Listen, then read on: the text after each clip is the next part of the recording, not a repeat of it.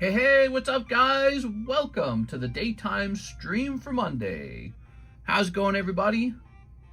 We have new Japanese ReZero. We're going to say that, new ReZero. We're going to say Gym Challenge Pack Split. Yes, we finished another pack split last night. New Marvel Pack Split. And we're going to say, we'll leave it there. All right, we'll leave it there for the moment. Daytime stream. Let me go ahead and add ReZero to the stream. So we're gonna come down here to Weiss Japanese. Brown Dust was the last one we added. ReZero. Wait.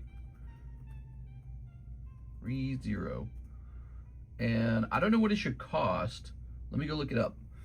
Ooh, I hate price of these things. Pricing up Japanese boxes is, not Japanese, but let's say Weiss Schwarz boxes is so annoying because they always change how much product they have. So you have to know how many boxes in the case and you have to know how many packs in the boxes in order to get like an appropriate price.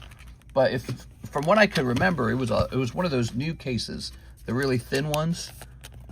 I don't like it. They do these small cases now. Hold on, let me get this camera thing fixed. Turn this off. All right. So also it locked the, there we go. All right. That looks like 10 to me. 1, 2, 3, 4, 5, 6, 7, 8, 9, 10. All right. So it's these really annoying small boxes. The cases cost the same, but you get fewer boxes and you get fewer booster packs. And so you pay more per pack. It's terrible. I'm going to go count how many boxes were in there. Give me a second.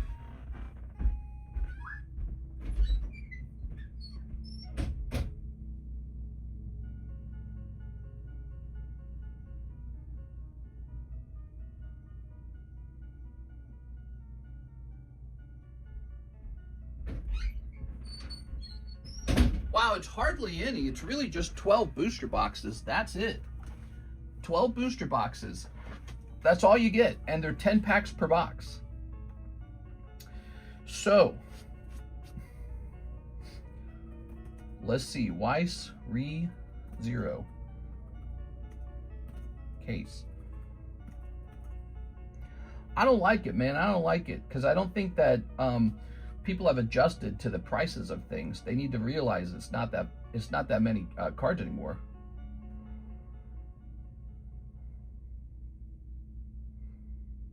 Starting Life in Another World, Volume 4. So I'm going to add that to the title. ReZero, Volume 4.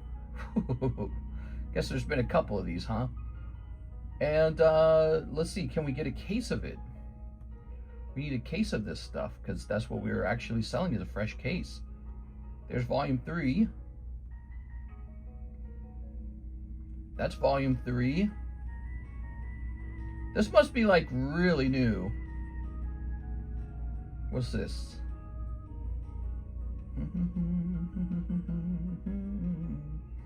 This might be a case of it. And then what did I pay for my case? So we're pricing up the ReZero. It was like my supplier just said I had it, you should buy it. So I just bought a case. We'll see how it goes. There it is, ReZero, Volume 4, 1 carton. What did I pay for that? Oh, okay, I got it. So now I know what I paid. All right, so we're gonna go off of this price right here. We're gonna calculate it with shipping and with import fee. All right. Divided by 12, divided by 10. $9 a pack. There it is. Well, that's quite a lot cheaper than Brown Dust, I'll say that. Brown Dust was $13. Okay, $9.90. Brown Dust, I think, is $13,130, isn't it? Same deal, 10 packs. All right, cool. Now we have to add it to the website. Let's go add new product. Whoa, look at all the colors. Hey, what's up, guys? Add new product. We're gonna say, well, how do we normally do Weiss Japanese products on the menu? Weiss Schwartz Brown Dust to Japanese. All right, cool. So we'll do that format over here. Weiss Schwartz Re-Zero Volume 4 Japanese. 10 packs per box, 12 boxes per case. Okay, just some information there. Regular price will be $9. So that's $9 by the time the product's all the way over here. I wonder if we could take pictures of our own product on the table and actually upload that to the channel. Like, how hard would it be to do that? I'm curious. You know, because we're pulling it off the internet. We're pulling it off the internet, obviously, but what if I just wanted to take my own picture? Let's try this. This is probably not a good... Do you want to keep subscriptions? Wait, what? Okay, we're going to keep that. All right. So we're going to go ahead and take a picture of this. All right, let's take a picture. All right. And then let's go in. Can we edit this picture to... Let's see, we're going to say... crop, right? Let's see. Does it allow me to control it so that it's square? No, doesn't. Copy edits, markup, undo crop. What if I just want it to be about the shape of the box? Let's see. I'm testing out uploading my own images to the website. What do you guys think of that? We're gonna hit done. And now let's go over here to our Discord server, and I'll upload the image to the Discord server real fast.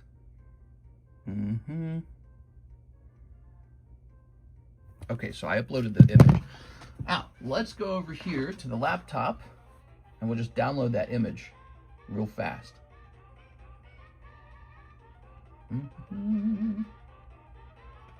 We're gonna hit save images. Boom. All right. Now let's head over here to the website. We're going to choose set product image, upload media file, select files, Re-Zero. We're going to hit open. Does it show the aspect ratio of the image, I wonder?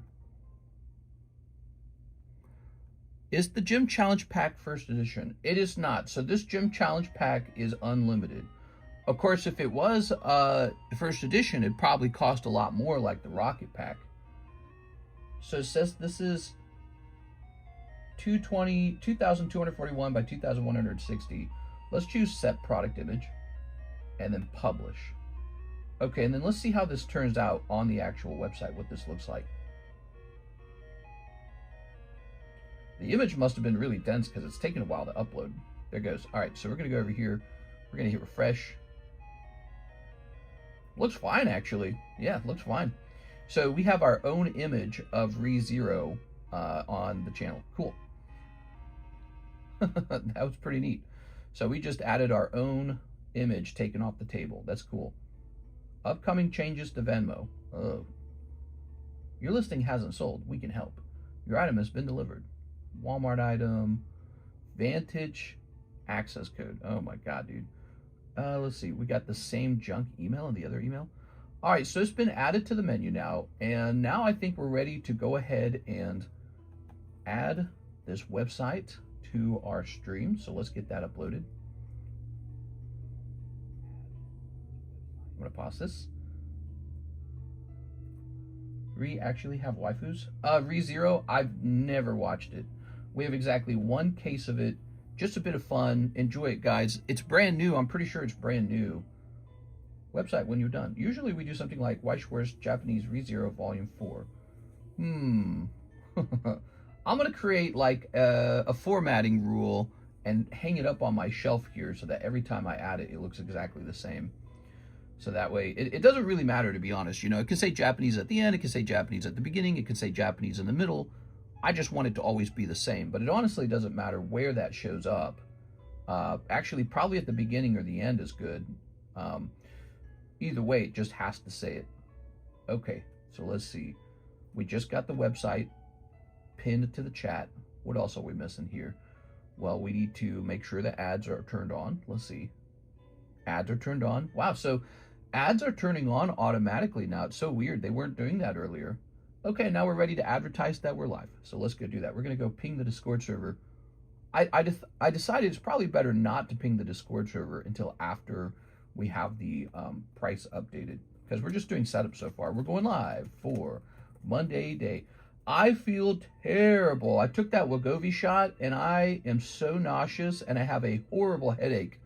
It was so bad. I was just sitting on my couch today and I could see it was time to go live. And I was just sitting there going like, I can't go live, man. I just feel like horrible. So I took a painkiller and we're feeling a little bit better, but not much, man. I feel terrible, but we just can't miss the live stream. It can't happen. So here we are. We're jumping over to Instagram now. We like to cross-advertise our stream on Instagram these days because our Instagram channel has gotten real busy. Let's see. Looks like Mike's Side posted a picture of my Legendaries already.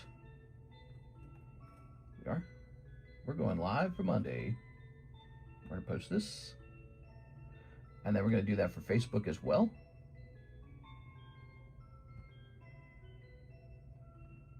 TCC Pops OCs.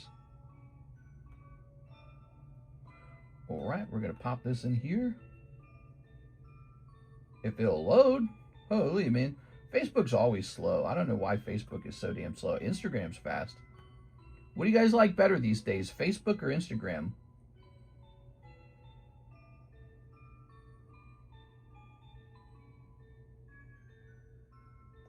Your reel contains licensed music. You can earn money based on its performance. What? Weird. Look at this.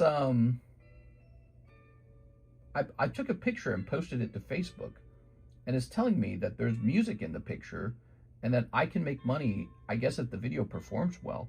Do musicians pay money to have their music played in videos? That's so curious. All right, I'll put this back up here. How quaint. All right, off to orders. Welcome, guys. It's me, your favorite card guy, maybe, perhaps. Okay, pull this over here. It's me, Mr. CardConomist, and we're live again, hosting fantastic breaks. We are. Ooh, I love hosting the breaks. I love curating breaks for you guys. Okay, there we go. Very nice. That can go into the Weiss boxes, perhaps this one. Good. And, oh, let's turn the iPad on now. I don't know if you guys have noticed, but we've been hosting the stream strictly in horizontal mode. How do you guys feel about that? I haven't heard anyone complain about it, but I also haven't heard many people notice it. But what I noticed is over time, the vertical views started evening out with the horizontal views. Another reason why I suspect YouTube has probably reduced how much, sort of weight that the shorts get. Second favorite, my favorite card guy is myself. Okay, that's good. That's good. That's fine. You can do that. I would actually recommend that. That's how it should be. We're out here trying to get some cards for ourselves. Okay, I got a couple slabs I want to show you guys. These just came in the mail. Shows you kind of where some of my money has been going. Right over here, I bought a Ho-Oh poker card. And here you can see I purchased a Snorlax. So here's another one of those Snorlaxes. I'm a big fan of them. I think that they're probably going to go up. It's a pretty obvious play. Here's a nice Zubat. If I can get it out of here. There it goes. Okay, there's a nice Delta Species Zubat. And this is a point down Pikachu that I owe. Here we are. To Mr. Terry He. So I bought him a replacement point down Pikachu. There we go.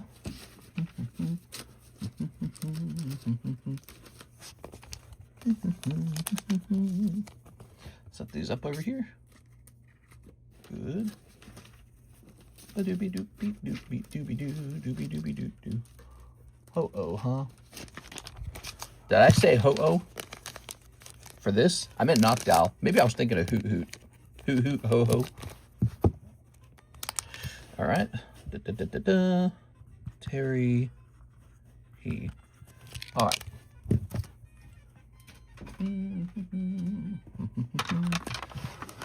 Ooh. Subat. How's this guy look, by the way? Oh, man, he's so clean. Must be a print line in the front or something.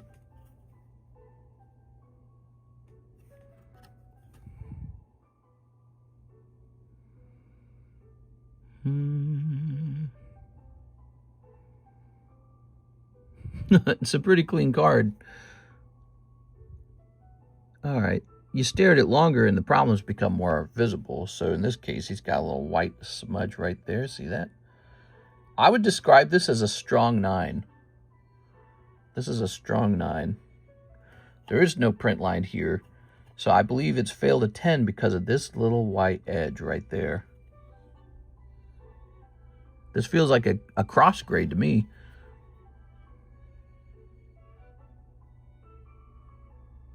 Dude, this feels like a cross grade.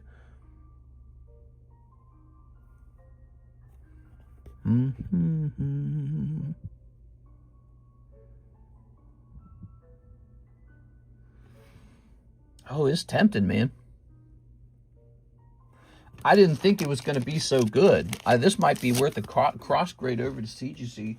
Even to PSA, you know, PSA, they only do 9s and 10s. And so he's kind of borderline. You know what we do with borderline cards, don't you? We crack them. Borderline cards get cracked and regraded in this channel.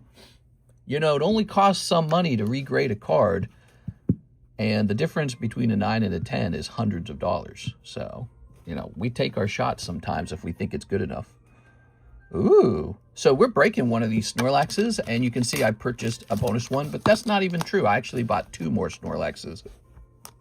I sent the other one to the vault for long-term storage.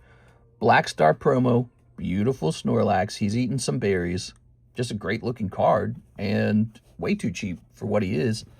There's just not going to be very many of these. You know, you've seen those trick-or-treat cards going to like $300. Well, guess what? There's a lot more trick-or-treat cards out in the world. There's not a lot more of these Snorlaxes. He was printed as a Black Star promo with Twilight Masquerade. Oh, we just got a restock on Twilight Masquerade, so I just restocked it. And anyways, so he was a card you pulled out of that set. He was, well, it wasn't the set, it was the blister pack promo, triple blister pack promo. And you don't often get a good Pokemon being the blister pack promo. So this time it's Snorlax, and he's just a lovely artwork. But he will end up being actually a very rare card from this time period compared to all the other ones that are not so rare. Let's see. I ordered 10 Pokeshuffles on Saturday night stream before you ended, and then didn't see it ran yesterday. Could you remind me the name on the order? Here we are. I might actually remember if I did it or not. Here we are. Here's Knockdown. Are the cards in the Marvel pack worth a lot? Oh, yes. Yes, they are. Status on Venmo. Hey, great question. You know, you can look that up without having me log in to look it up. Just letting you know. So you should just be able to log into your Venmo account. I'll go ahead and log into mine live as a courtesy. Let's see. It says on hold. So we've had this happen a couple times, Zach, and it probably actually will take 21 days. They're not bluffing. What I recommend, so I can't even refund it to you. That's how crazy it is. It won't even allow me to refund it to you because it's not my money right now. It's just sitting like frozen in Venmo. So if Venmo has your money, I don't have it in the account. I can't spend it. I can't use it. I can't even refund it. And they probably will hold it for 21 days. What you can do is swap over to CASHAPP, swap over to PayPal, swap over to our favorite payment processor, ZELLE. ZELLE is no fees. So we do a little cash back program with the giveaway. So you can swap over to one of those in the meantime and just play around on those. And then we're just going to have to wait patiently for that particular order to finish. But it's probably going to be 21 days. So if you're using that money to jump into breaks and stuff like that, many of those have probably been moved on by then. They, you know, like they might have finished by then. If you're really concerned about jumping in those, I recommend hopping on PayPal or whatever you like and then just repurchasing it. In the meantime, your other money hasn't been spent yet. So after their whatever review, what they might do is they might give you back the money or they might give me the money. If they give me the money and you want me to, I can just refund the whole thing. So we'll get you refunded if you wish. But it really is frozen. It's super annoying. They used to do this to Brett Love over. If he was here, he would tell you. They did it like 4 times to him. It's super annoying. I don't know why they do it, but then, you know, we had that one guy like 3 weeks ago, the credit card scammer, the guy with the stolen credit card. And, you know, that scenario made me appreciate all the security, right? It's some kind of security feature. So they're doing security. All right, so the name of the order was Justin K. You're saying, oh, okay, so Mr. Justin K, I remember this. So you sent an order in. Ah, it actually went through. Okay, cool. Let me hit refresh on it again. Ah, very good. So what happened, Mr. Justin, is when the order first showed up, it said it had failed processing, and now I can see that the order succeeded in processing. So that was probably also a security feature. A lot of security features these days, guys. All right, so Mr. Justin K, I'm going to go ahead and process that for you right now. You're the first order of the night. You ready? Here goes. Status says completed on my end. I don't know. I can show you. Send me a message on Discord. Send me a message on Discord. I will show you. I will prove to you that it's on hold, okay? Or if you wish, send me an email. I can do it that way too. I'll screenshot my cell phone and prove it to you. It may say that it has come out of your account, but it's not in my account. So does that make sense? Yeah, it's on hold. Okay, ready? We got 1, 2, 3. Completed might mean that they've pulled it out of your account, but it's not in my account. It's on hold. And you can call them about it. I think you did call them about it. I don't have the money. It's not my money. It's frozen in Venmo somewhere.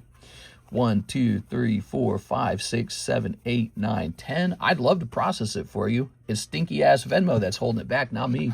Yeah, if it was up to me, I'd just have the money and we'd be putting you in your stuff. I'd love that. So, you know, I'm a merchant, so I love it when you're happy and when you're satisfied. That's my whole goal. I like it when you're happy and satisfied. Here goes. Mr. Justin, you ready? All right. So these are a little scary. Let's see if he gets a hit. 1, 2. Nice to see you again, Mr. Justin. 3, 4, 5. The first order of the day.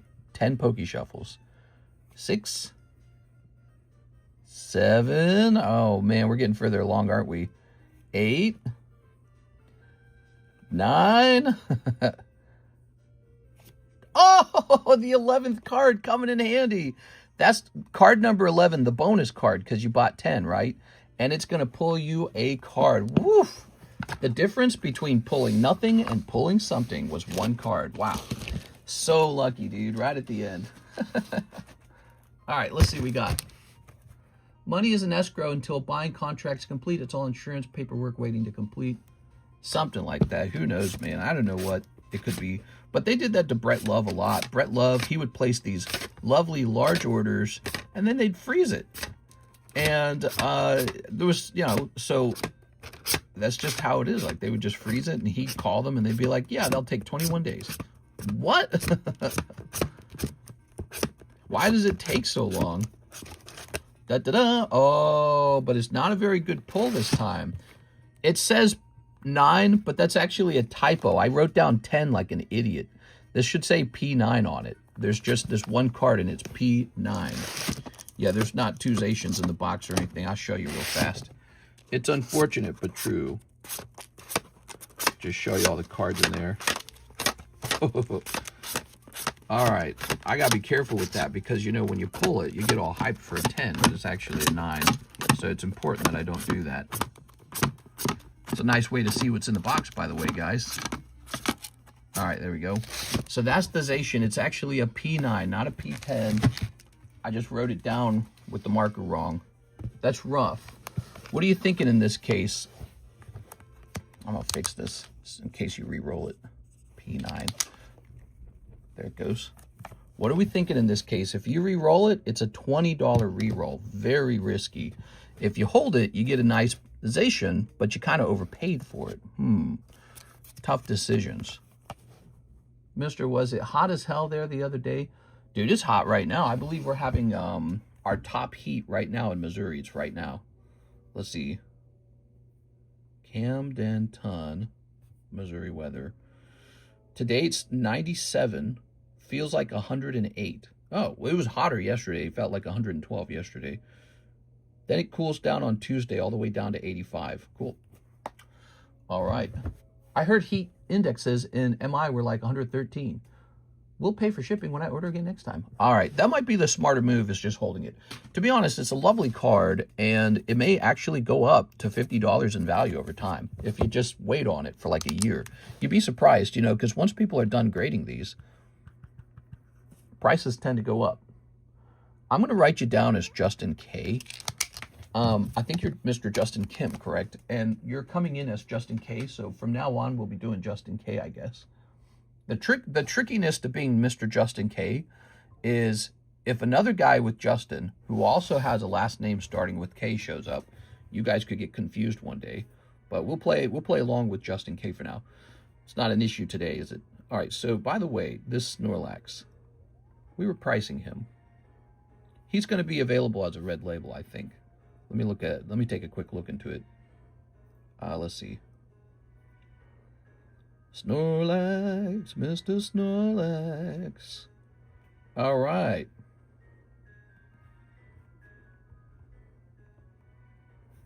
Ready?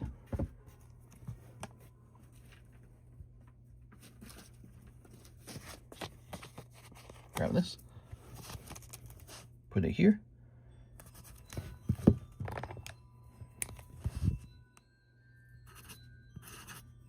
This guy's ready for slab away as a red label. You don't have to buy them though, obviously. We had a storm yesterday and a water spout came through by my dock and flipped one of my John boats off the dock. Wow, crazy, man. A water spout. Wild stuff. That is crazy.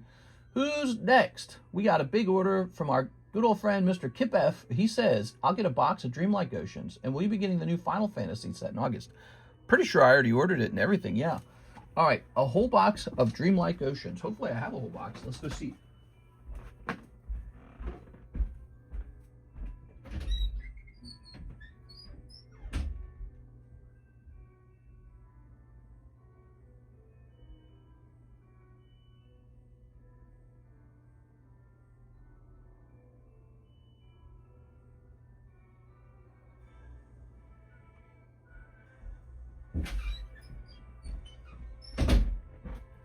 Here it is. We got a box.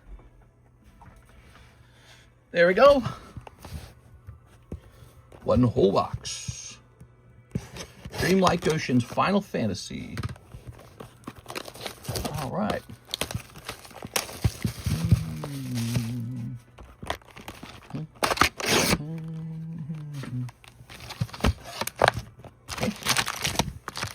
We got this other pack split.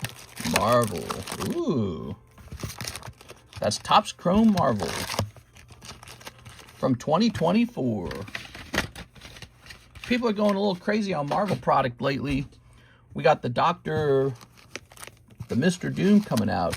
I call him Mr. All right, this is a whole box for Mr. Kit. Ready? How's this product doing? Has it jumped in price? Sometimes Final Fantasy product does actually jump in price. Here we are. Here we are. Did anything come out of the Phantom Forces?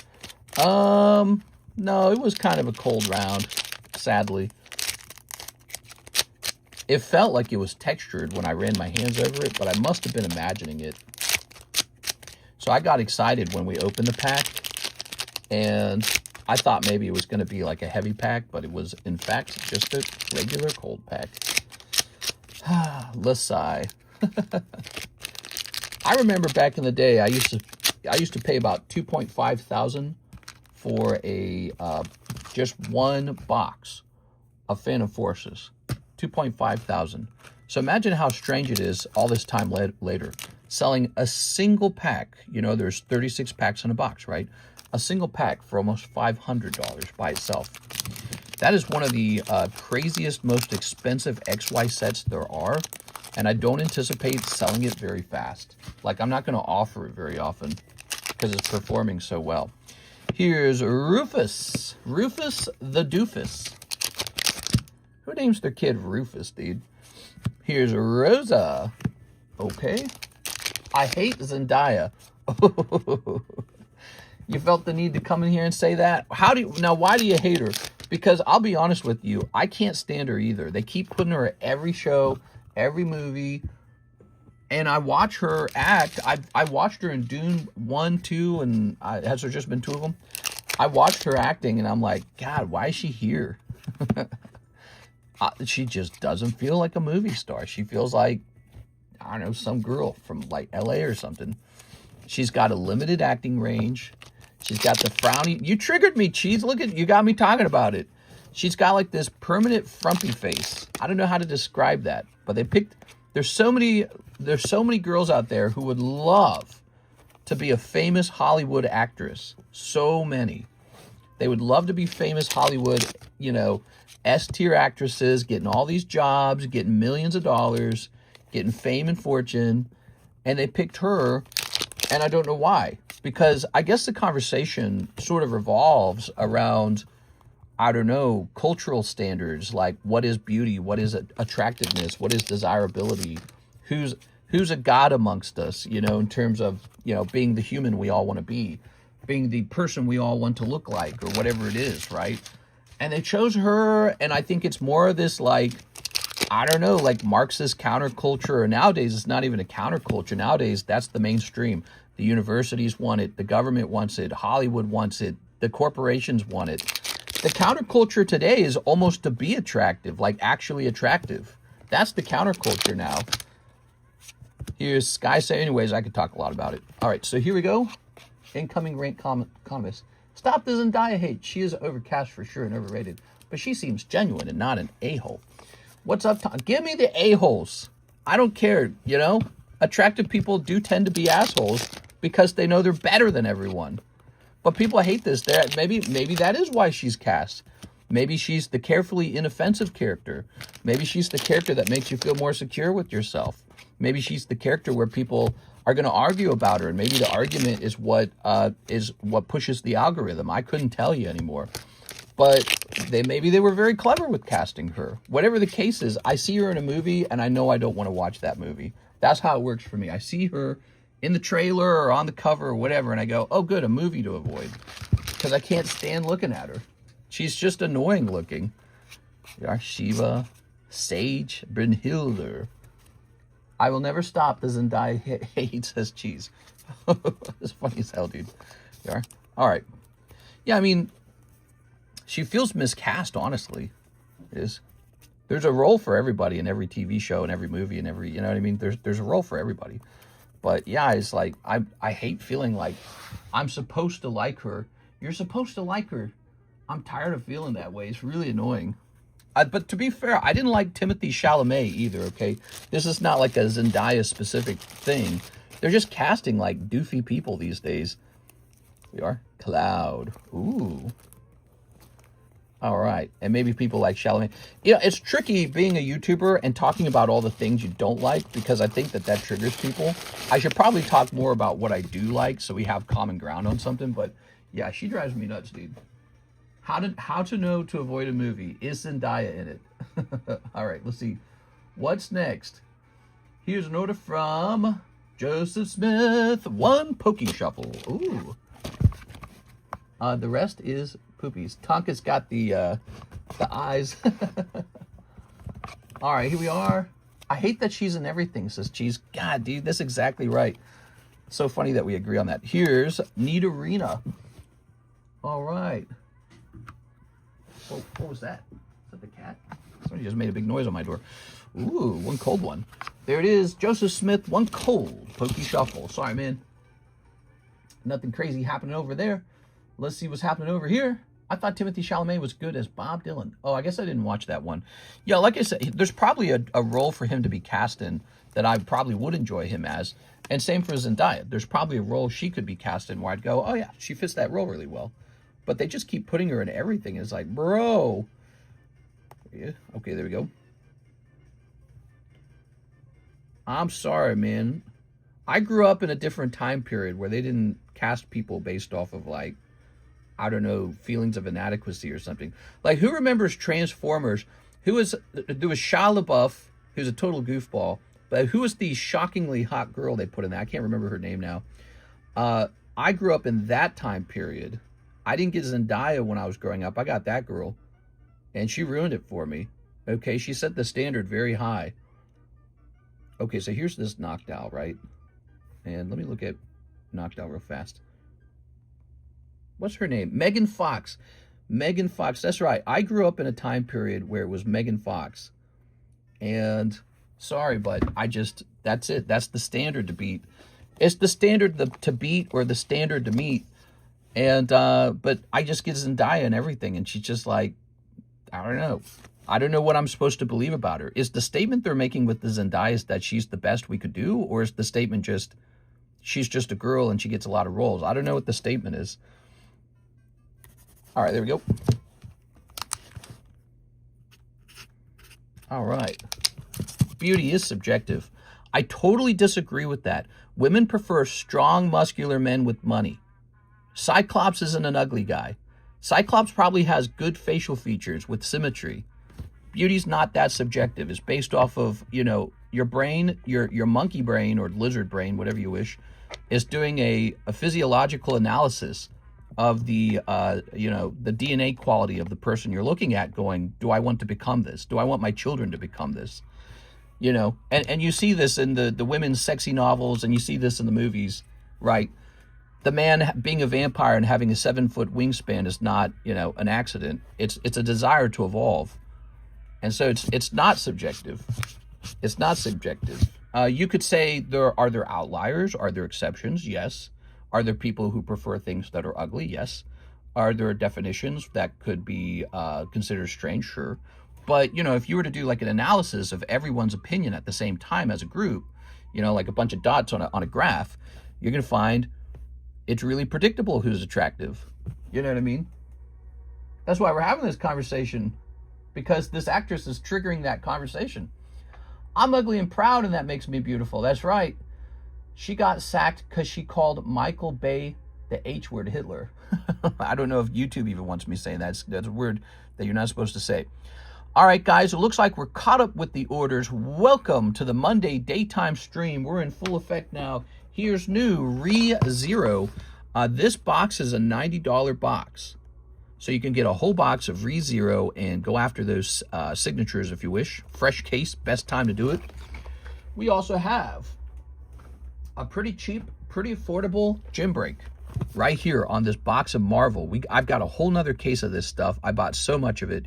Yes, these are Marvel characters.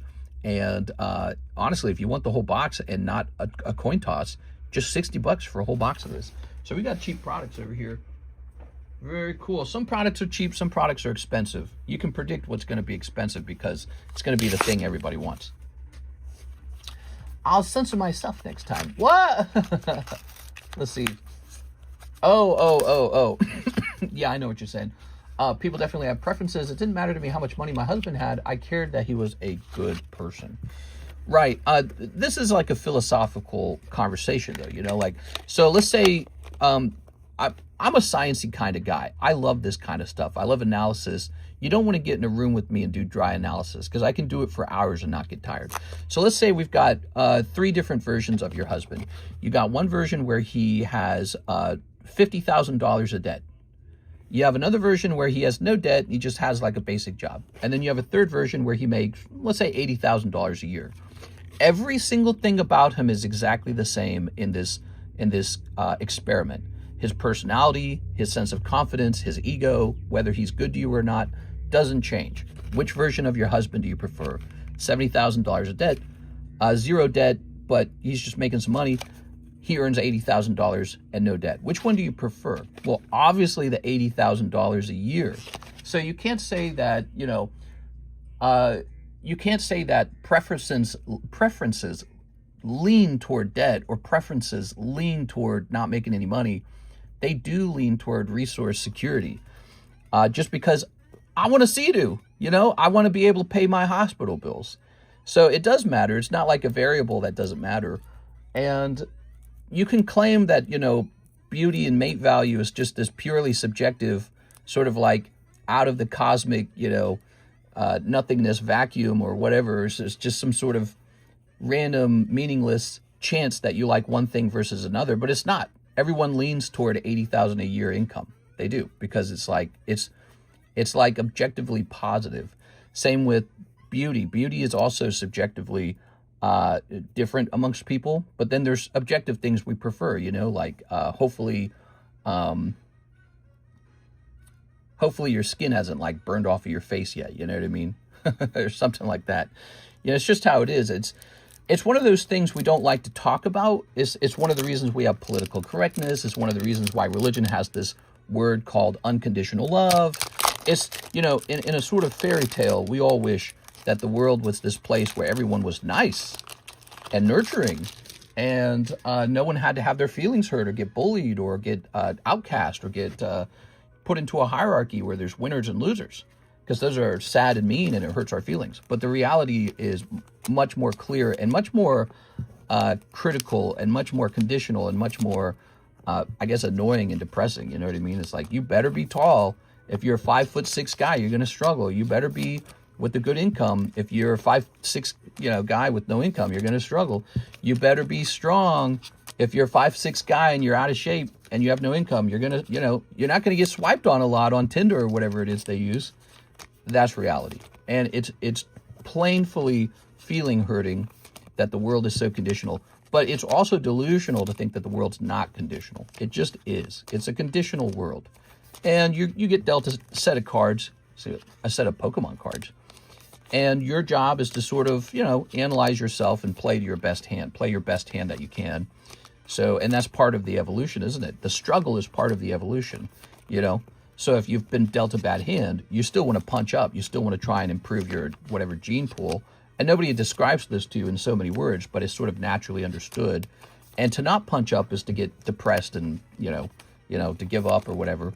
So you see that a lot too, and you shouldn't do that. You should keep trying to improve. But yeah, I mean, it is delusional to sort of imagine that all these things are just, they're just sort of like, it's a coincidence men like hot women. Actually, all women are beautiful. No, it's just not how it is. And again, it's very hurtful, but it's just a sort of tough reality. So it's definitely a tough reality. And not all men are attractive either. So, you know, sometimes the sexes kind of beat up on each other and try to provide evidence that, oh, well, let me tell you how hard the real world is. Well, it's hard for everybody. You know what I mean? Here's Victini. Yeah, you know, you hear sometimes about the whole, what's the word? Is it called hegemony or something like that? I'm probably saying the word wrong. It's that whole fear men have that women always prefer the hottest guy at the top of the status pole or whatever, the status hierarchy. Yeah, but that goes both ways. Guys will always try to go for hot girls first. Here's Growlithe. They always prefer hot girls, and even if they've married you, they're still looking at hot girls on the internet going, hoochie mamas, holy, you know what I mean? So it's not a mechanism that was invented to hurt each other. It's literally the mechanism of evolution. Like, how do you think humans became taller? How did humans get larger genitalia over time? How did humans choose increasingly intelligent humans? Well, it's because we have that mechanism that allows us to discriminate, and it's a powerful tool. But it's basically used for refining your genes in real time, right? You're refining your genes. Let's see. Mitch McConnell is alive. Is he? Why do you say that? Did a video come out, or are you being ironic?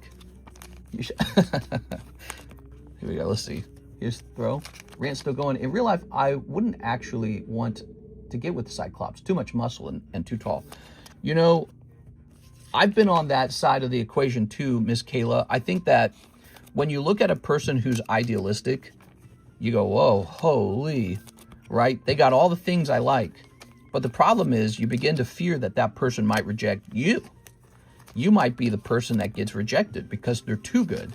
So, you know, ultimately your brain knows if a person has all the genes you want, and only your fear or lack of ambition will hold you back from it. So it's oftentimes a lack of confidence or a lack of ambition that stops you from chasing it. Or perhaps, you know, you want to find somebody who reciprocates some kind of unconditional love. But again, that unconditional love is part of that lack of confidence, because you're afraid that you need it. You're afraid that you'll be the person who needs the unconditional love, because there might be some flaw about you that you're trying to negotiate protection for. I love the conversations here. Missed it. Hey, what's up, Mr. Kip? They released a proof of life photo. The one that they keep memeing. All right, here we go. Look at all these beautiful poker cards. All right. Let's see. Very good. Okay. Got some poker cards ready to go. Try to keep those nearby. I like to give out these black and white poker cards. I got a lot of them. He jumped on this cat. What? Proof of life sponsored by NVIDIA. Yeah, how many gallons of water did we need to prove that Mitch McConnell was alive? Here's Houndoom. Here's Pikachu. Here's Oddish. Look how expensive this guy is. $285. I've cross-listed him to eBay. Here's Gaze Attraction Power. I'd have cross-list that as well. All right, so Pikachu. I choose you, Pikachu. I'm curious how the Pikachu is doing, actually. We listed it last night, right? Oops. Pikachu. He's, okay. We'll leave him alone longer. Oh, I've immediately got heartburn, dude. Let me have a sip of this. Terrible, man. All right.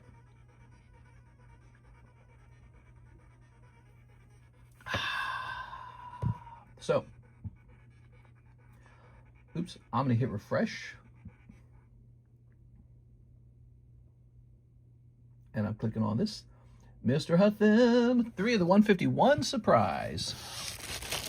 Well, you're going to trigger me getting into another box of 151 surprise, so let me go grab it.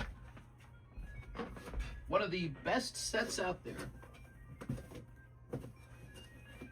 Ow. All right. Woo! Here we are. There we go. Good.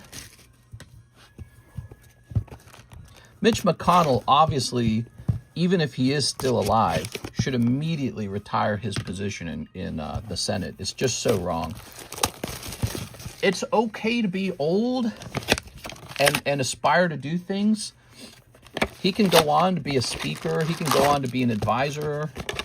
He can write books. But that guy needs to step aside and let a healthier man run America. It's just ridiculous. Just how it is. Just a part of life. I'll take Mitch over some diet any day. Oh my God. Here we are. I can't believe I've only seen Mitch in a bikini one time. We gotta get more of that. He looks like a snapping turtle. There we go. Mitch was one of the Republicans who didn't like Donald Trump, if I recall, right? He was one of the Republicans who thought Trump was trouble. We are. All right. And look at Trump now. He's not trouble at all. No, I'm just kidding. Yeah, all right. He's going to end his term like in 2 more years. It'll all be over, and the Republican Party will have to choose a new guy and be a different party, you know. It'll be a post-Trump era. We are. And I feel like I would gamble money that Trump loses the midterms. That's a nice Gengar to pull, so you're doing good on the Gengar Hollow. All right, and there's an Omastar. I just don't see how he holds on to power when, you know, we're in this war that is not going super fast, and it's not a popular war, and the cost of living is still terrible. So he's probably going to lose. We'll have to see, though. It is. I'm saying I'm not very confident in it. Okay. Rubio DeSantis. Marco Rubio and Ron DeSantis. I think Ron DeSantis is out, dude. He had his little booties thing go wrong during his first run. I don't think he's president material. I don't. Here's Hitmonlee. Yeah, he had the whole height increasing booties. All right, this is the gym break for G.I. Joe, and it allows you to buy a spot for $20 and split a spot with someone. But I'm going to toss that out. No one responded to it the other day, so we're going to call that over. Of course, you can start it anytime you want. You don't need me to host it for you. Joe Rogan, get AOC on. She's my favorite big booty Latina. That one joke, the one guy. All right. Yeah, that's why he is Vice President. Rubio's my next president. I will say this, Marco Rubio, my parents always liked him because he was so well-spoken. And all these years later, Rubio's looking really old, and he's still really well-spoken. He speaks like a speaker. So he has that as a politician, the ability to give nice-sounding speeches, which is a good thing to have. All right, Mr. Nick, I see you're trying to place an order right now, but it's not through yet. And let's see, we got no PayPal key orders. The problem is that there are no moderates on either side that have attention. Yeah, yeah, I don't even know. I don't know. I want to know which politicians are going to help me get more Pokemon cards. I'm a one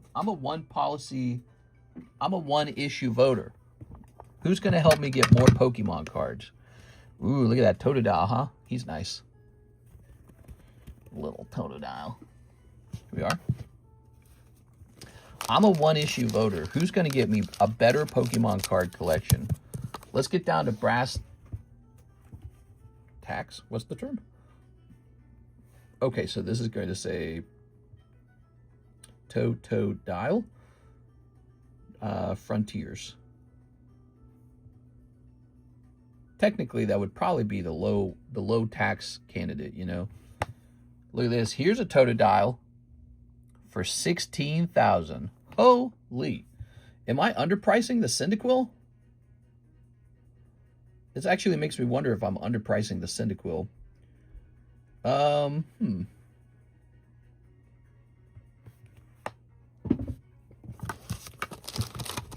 Where is he? I priced him at $900.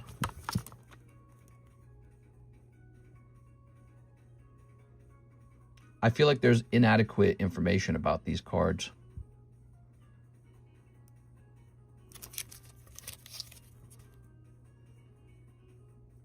I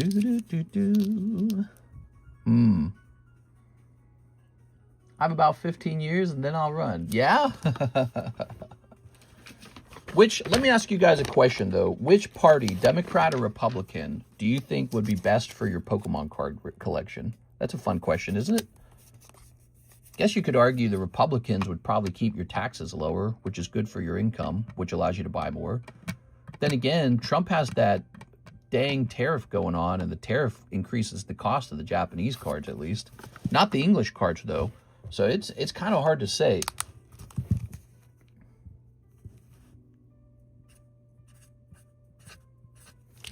I'm going to do 1,500 on Totodile, and I think I am going to carry the Cyndaquil up higher to 1,000. Not a big change, but a meaningful change. Saying, I think I may have undervalued this. All right, there we are. That big 1000. Republican, make a poll. Republican out with the communist traitors. Yeah, I mean, if they make taxes really high, anyone who works a job and works really hard, you're just going to make way less money. If they raise the taxes to like what they do in Europe, which is just, it's like slavery. In my opinion, 50% taxation, and it is 50. It's just a different kind of slavery. It's like a kind where they're like, well, you have to keep some of your money, so you're not a slave, right? It's like, bro, you're taking half my income. That is slavery. Stop trying to trick me. You know, stop trying to fool me into thinking it's not, because it is. It definitely is. That's the new slavery. The new slavery is they take half so you don't complain. And then they give a little bit of it back. And they go, hey, we give some of it back. That's not slavery. Surely. I think that's been the whole history of mankind. The whole history of mankind is, make that guy do it. I don't want to do it. Make that guy do it. That's the whole history of mankind. It's like, I don't want to have to farm my own farm. Make somebody else do that. I don't want to run my own factory. Make somebody else do that. That's the whole history of mankind. All right, let's take a look at this Numel. Numel. Crystal Guardians. Probably going to be like $200. I'm pretty sure it's like $200. Finding someone else to do your work for you is what mankind wants the very most. No one wants that more than anything else. That didn't sound right, what I just said. But it's the ultimate form of wealth, is to, You've got all this work you have to do as a human, right? Well, when someone else does it for you, that is wealth. Now you don't have to clean your home. Now you don't have to mow your lawn. Now you don't have to trim your bushes. Now you don't even have to make love to your own wife. No. I'm just making fun of it. It is, man. We fight for poke equality. Here we are. Here's Dark Arbok. She's always wanting it. Here's, let's see, Dark Arbok. Let's see. This is going to say Japanese. I trim my bushes. Very good. All right. Keeping the bushes trimmed. You got to, basically. It's a free market capitalist society, and if you don't trim your bushes, you're going to lose to somebody who does. Let's see. What does this sell as a PSA 10?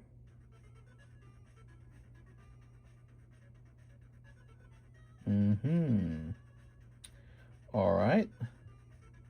And so we're going to set the price on this to, I think we'll do 160 maybe. I feel like we don't need to, let's make it 175. I'm going to put it right in the live customs right now. It's a great card. All right, who wouldn't want to pull this out of the live customs? That'd be really fun to pull. All right.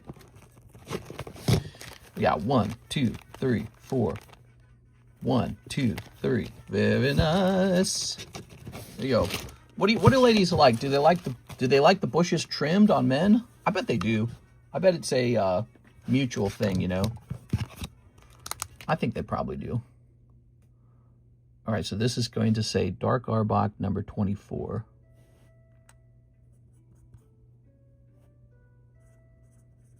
It's just, you know, it shows that you care to do a little trim. There it goes. Trading cards are better than groceries. Yeah, I won't lie. I spent a lot of years just eating cheap ramen noodles before I reached this level. And now I've got a little more cash than I used to. But all of that is a result of years of scrimping and saving and struggle, right? When we started this channel, I was, well, I've always been a very extremely thrifty person, especially because of my childhood. I learned how to do that. But, you know, I love eating like $5 of ramen thinking food today was 10 bucks, you know? $5 of ramen is great. Of course, they say it's not good for you, so maybe I'm going to die at a younger age. It's a trade-off. Revenue automatically benefits the country, but they do not understand the details. Remember the OBBB that Trump pushed through? The basic idea was to cut corporate taxes and make up for the lost revenue through tariffs. A lot of Americans seem to think that collecting more tariff revenue automatically benefits the country, but they do not. Okay, let me put this in here. Tariffs are really there to do one thing and one thing only. Tariffs are there to force the production of goods into your own country. That's the whole point of it. They don't want production of goods to occur in other countries. They want it to occur here. And so, you know, you get a country like Indonesia, for example, and they're producing goods for, you know, nickels on the dollar. And they say, hey, we can make all that stuff. We don't really care if we get paid a lot because over here, the dollar really buys a lot more over here. So your money is very valuable over here. So, you know, we're happy to take a lower pay rate and you get your products made. So the productivity happens in Indonesia and then it ships over to America. It seems really, really good, but it comes with the side effect. So if all the jobs get exported to other countries, what are Americans doing to earn money? Like, what are they doing that's productive? You have to find some other way to be productive now because you're not making the stuff. You're not farming the food. You're not building the cars anymore because it gets built in Mexico and Canada because it's cheaper there. What are Americans doing? And the answer is not very much. They're working at Walmart. They're working because you have to have somebody at Walmart. They're working at Starbucks. And then they're going, wow, where are all the good jobs? There are none. Well, we exported them because it saves money. And so Trump's saying, well, I know how to fix this. We'll just tax it to death as it comes into the country until these big corporations bring the jobs back home. Is that good? Is that bad? One could argue it's bad because, you know, it's good to get the product cheaper, isn't it? The product's cheaper if we import it. And then someone else could argue, well, it's bad because now Americans have no way to be productive themselves. It turns out there's a finite number of jobs in the world. So having those jobs at home gives Americans something to do with their time. So it's an interesting thing, and I actually don't know the correct answer to it. It's all an experiment. It always is.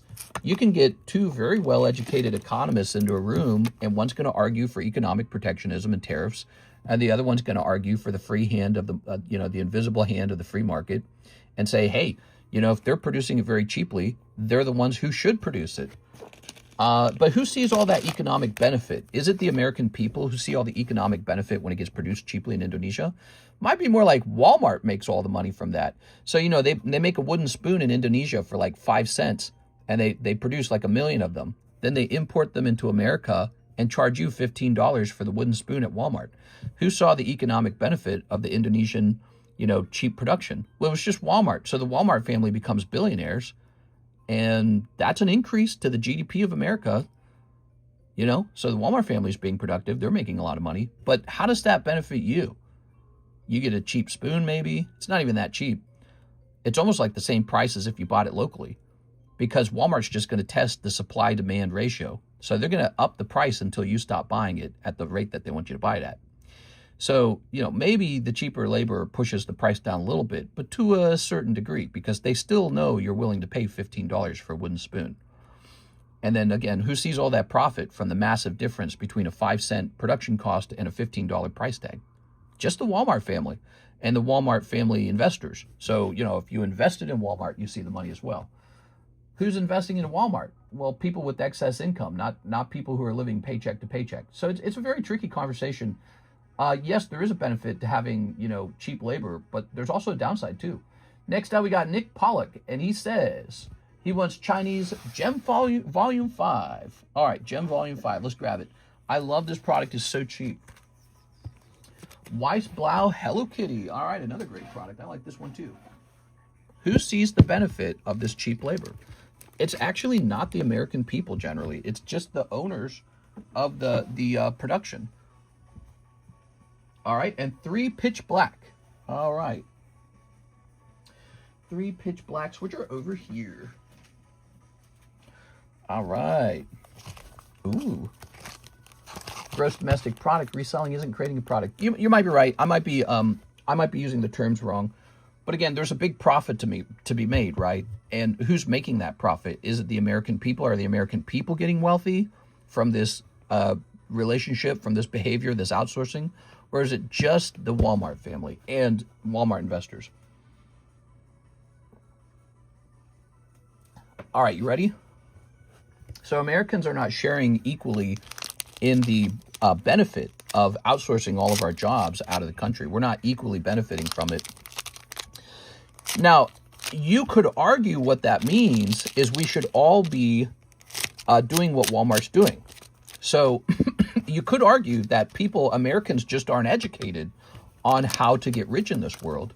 So you could say what you should be doing is what the Walmart family is doing. It's not that it's a bad idea to take advantage of cheap labor around the world. The problem is you should also be taking advantage of it by importing goods and selling them on the internet or selling them in your shop in your local, wherever you're at, right? So you could argue, well, the system incentivizes production of cheap goods with cheap labor and importing the goods. And that Americans were raised thinking, don't do that, go get a job, right? So you could argue that the education system failed Americans, and that's the only real problem. And maybe there's a case for that, like how many of you guys were sat down in school and said, hey, buddy, you want to get rich? You better learn to use Alibaba and mass produce manufactured goods on Alibaba and import it. Nobody. You're all raised to learn a dictionary of words, a whole bunch of useless facts that you're never going to use again, a whole bunch of math you're never going to use again, and then you're poor, working at Starbucks. That's it. That's American education. So they didn't learn the game, They didn't learn how to get rich. You didn't learn the game. There's a game afoot, how to get rich. It's like any video game. It's like RuneScape. You ever play RuneScape and they make guides how to get rich in RuneScape? That's education. Our education system doesn't teach you how to do what you need to do. It just teaches you a whole bunch of facts you never use again for the rest of your I can't remember the name of it. The somethingpedia, the encyclopedia. You learned the encyclopedia in school. Voila, now you're an encyclopedia. Are you rich? No, you're poor. You're poor. you've got an encyclopedia's worth of information in your head, and it's all totally useless. It's pretty bad. Pretty bad. It didn't make you rich. Why call it education then? Why don't we call it time wasting? Because that's what it is. It's essentially time wasting. The kids don't want to be there. I don't want to pay taxes on useless information, and you're not rich after you're done with your education. You're not rich. It's bad education. You could probably argue that the person has more culture, you know, because they made you read some sort of, I don't know, gay feminist literature or something like that. Whatever they made me read stuff like that in college, and maybe Shakespeare or something like that. So you're very cultured now. To be or not to be, who cares? But they make you read that, and that costs thousands of dollars too. And so now you're very educated, and you're very smarmy. You can go around talking about how educated you are. It's useful at like cocktail parties, perhaps. I don't know. Maybe it helps you get a girlfriend. Probably not. All right, here's William Wafter's slab away payment. I mean, if you have a degree, that helps you get a girlfriend, I imagine. But how long is that going to last? Because people increasingly understand everyone has a degree, and it doesn't really have anything to do with how successful you are. And in some cases, it has a reverse effect. It has a reverse effect where it means you have $40, $50, $60, $70, $80,000 of debt. All right, let's see what's next. So they go, ooh, you got a degree. Ooh, how much debt? We're going to be working that debt off for the next 10 years, or are we going on vacation? Here's Roki Hyun. He says, one spot on the Gym Challenge pack. You got it. All right. Do I have that Kuromi in our bag? The Kuromi. Let's see. You want to know what's in your bag. Mr. Nick. We got the Penguin, Hangyoden, Pampurin, Cinema Roll. Dude, here's Kuromi. Here it is. Kuromi. That's a good one to grade. You can send that one to BGS. Could grade Black Label 10 maybe, if you're lucky. How to get in the world. Get a Chinaman to work for pennies per day. Well, it's not that they work for pennies a day. Actually, China's getting pretty advanced. But they have extremely advanced machines that are highly productive, and they know how to operate them. And they invested in the infrastructure for that, and we didn't. We exported all of our manufacturing jobs to China, and they invested in manufacturing systems, and we didn't. And they got educated and practiced and experienced with those systems, and we didn't. Now they produce goods in factories where all the lights are turned off because robots do the work from beginning to end. So they're very good at it now, and it's making them the second wealthiest country in the world. They're this close to being as wealthy as we are in terms of how much they sell. So they're getting real close to us, and it's all because we let them take all those jobs, which are supposedly just for the poor and the sad, and oh, I hate this job, and it's terrible. They look financially like they're doing pretty well right now compared to just about anywhere else in the world, compared to Europe, and yes, compared to America. They're close. They're close. It's quite close. All right, so here we are. Let's see, one spot in the gym pack break. Let's go grab that bag. Yeah, they do all the work. Well, they get to learn how to do all the work. It's kind of, there's a value to that. They get all the infrastructure. There's a value to that. And people are questioning if it was all this exporting of this work was such a brilliant idea. Well, it was brilliant for Walmart. Yeah, Walmart. They sold you mold injected plastic, you know, where they put it into a mold and they have a machine blow air into it and the plastic freezes. They sold us tons of plastic. So they're very wealthy from that. And we got a lot of plastic as a result. Here's Ivan Rodriguez, Tag 9 Sand Classic Collection on the table. Yes, sir. Ooh, look at that. We got this cute Oddish, too. All right. Here you go, Mr. Ivan. All right. And what did the Chinese government do with all that money? They bought gold, not plastic. They bought gold. Because that's how you win the game. I mean, it's just a game. That's all it ever was. It's just a game. It's an economics game. And they're winning at it when they do that move. When they sell you plastic and buy gold, they win. You lose, they win. All right, we have no more orders in the queue. 39% of students who start a bachelor's program do not finish it. Yeah, and they might be taking out a loan to get into that position too. So, you know, they go to college, they waste time, they waste years of time. They take out a loan. Now, sometimes Europe brags about it being free over there. It's not free. You guys pay a 50% tax for your entire lives. You pay for it. You do pay for the wasteful college education. And everyone goes to college in Europe because they go, well, I don't want to be the loser who didn't get the free college. So they, you know, like a buffet, they all rush over and overconsume it because they think it's free, but it's not. You're paying for it. And then that doesn't lead into prosperity. China has prosperity because they're producing goods. They're producing something and then they're selling it. That's prosperity. All right, let's see what we got next. We got Aggron coming up here. Ooh, Team Magma's Aggron. All right. Let me mention, we got this beautiful jumbo pack break. We need 3 more people in this pack break if you guys want a chance for all these booster packs. It's a 1 in 4 odds. Just a bit of fun. You can also buy the whole pack for $160. It's probably about $170 worth of packs. I hate to turn the hobby into money, but am I too late in the hobby to invest? Definitely not. I don't think it's too late for anyone. You think today I don't make money? You think tomorrow I don't make money? You think next year I won't make money in this hobby? You think 10 years from now I won't make money? No, it's going nowhere. It's a market is what it is. So, you know, it's like asking, can I make money in the stock market today? Yeah, it's not too late. Can I make money in the real estate market today? Yeah, it's not too late. Now, are you worried maybe there's a big bubble is formed and it's like seconds away from popping? That can happen. But if you wait for the bubble to pop, you could just be missing out on the beginning of the bubble. You don't know. That's the thing about markets is you don't know. There's no crystal ball to it. You can make an educated guess, an educated stab. But look at all the guys holding their Pokemon cards. Is everyone dumping their cards in the market? Not really. Is Alpha Investments dumping all of his product? No. Am I dumping all of my best cards? No. Those are some pretty bullish signs if you ask me, because none of us really believe it's about to all go away tomorrow. This is like a new thing people do. People love trading cards. They love buying, selling, and trading. It's like a human activity, and that's one of the clearest indicators that it's not going anywhere. It's just this thing people like to do. And instead of trading stocks, instead of trading houses, instead of trading gold, you're trading like pictures. You're trading art. You're trading nostalgia. So it's not going anywhere. And is it overpriced right now? Could be. But when are you going to get started on it? You know, are you going to wait? Are you going to gamble on the idea that it's about to get cheaper tomorrow? Are you going to gamble on that? Because that's a gamble too. Waiting to start working on your collection because you think it's about to get cheaper tomorrow could end with you just paying more for the card tomorrow or next year or 2 years from now.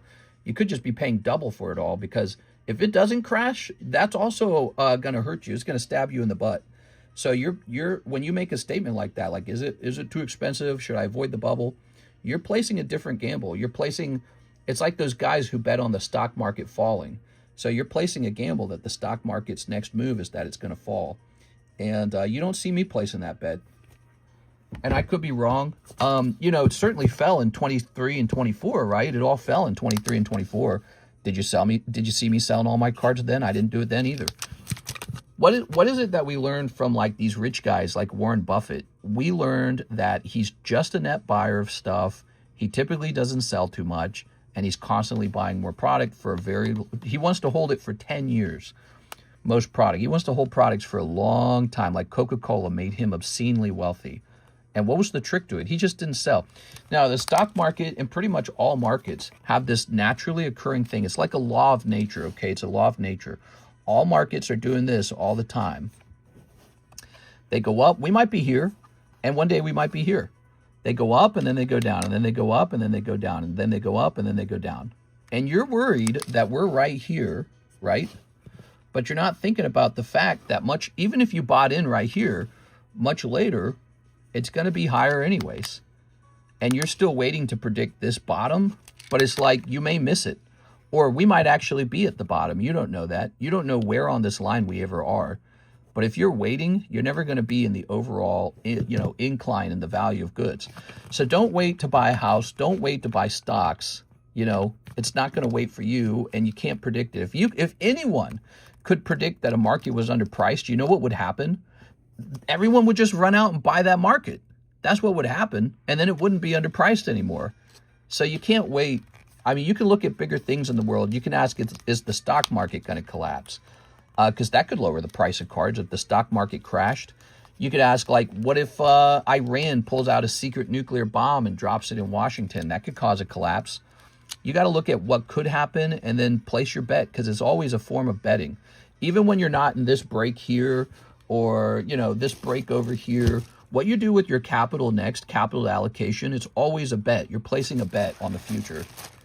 If you allocate your refund or your funds into planting a farm of soybeans, you're betting that it's going to be a good crop. It's placing a bet. If you hire somebody to work at Coca-Cola, you're placing a bet on their profitability as a worker. It's always a bet. And that's your job, is to just go place one. if you place any bet at all, you're already ahead of a lot of people. A lot of people go to work and they place 0 bets. They go home and they play video games. Here's Anthony Haymeyer. Hey, what's up, man? International shipping for 7 slabs, 5 PSA, 2 tag. Here's the phone number. All right, sounds good. Let's go grab them. We're going to go hunt your slabs down. So he's going to return some slabs to himself. You got to invest when you're passionate about. That way you don't feel pressure to sell. Yeah, that's a great, I say that all the time myself. Here we are, 2 of these. So if the market were to collapse tomorrow, what would you still hold on to for 10 years? And that's how you know that you've got an item worth holding on to. Here we are. But, you know, people make mistakes. Like, for example, I sold a lot of my XY product back in 2023, 2024, maybe the years before that, because I was looking at it going, I don't like the way it looks. And I was looking at it going, this is kind of modern. Maybe I just want vintage.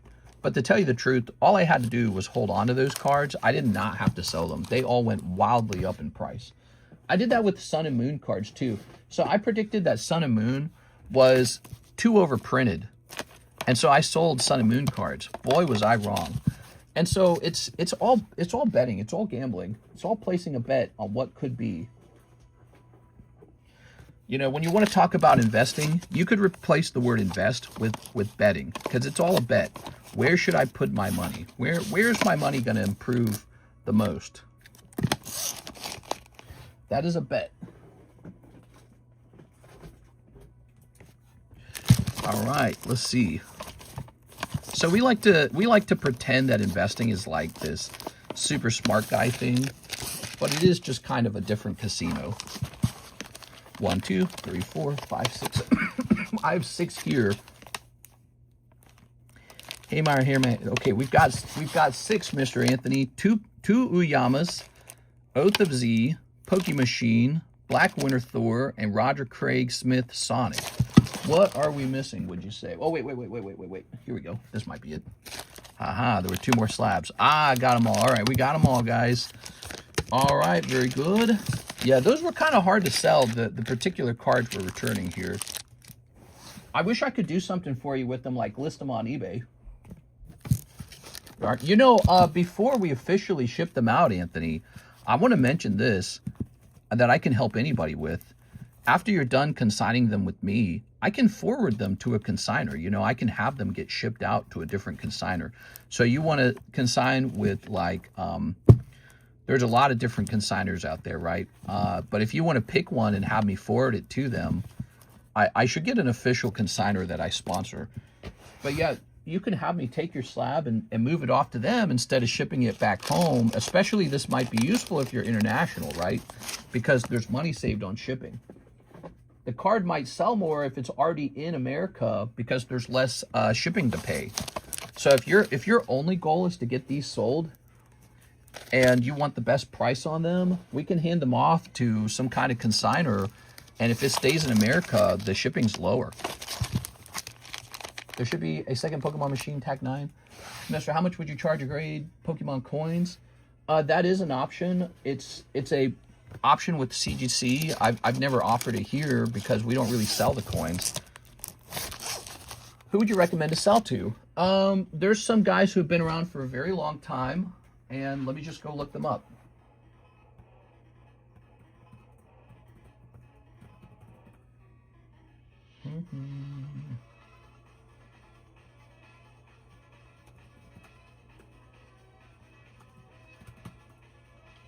All right, let's see. So I'm going to choose one. I'm going to choose Probstein, okay?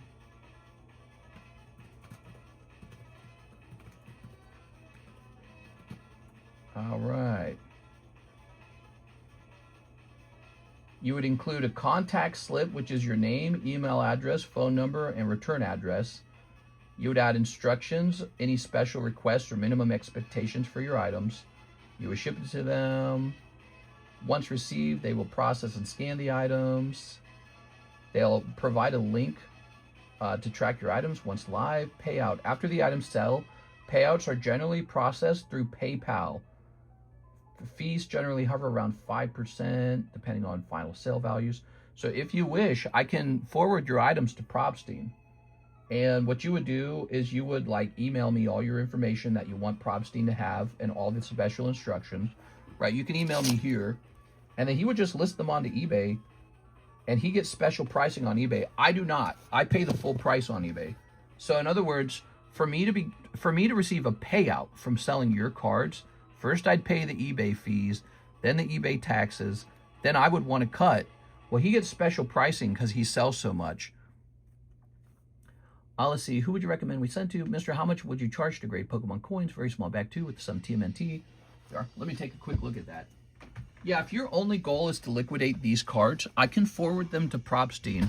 Why don't you look into that for a second? Because if you send them home and then you list them up on eBay yourself, every single buyer in America is going to be paying less for your card because they know that the shipping is a part of the value of the card.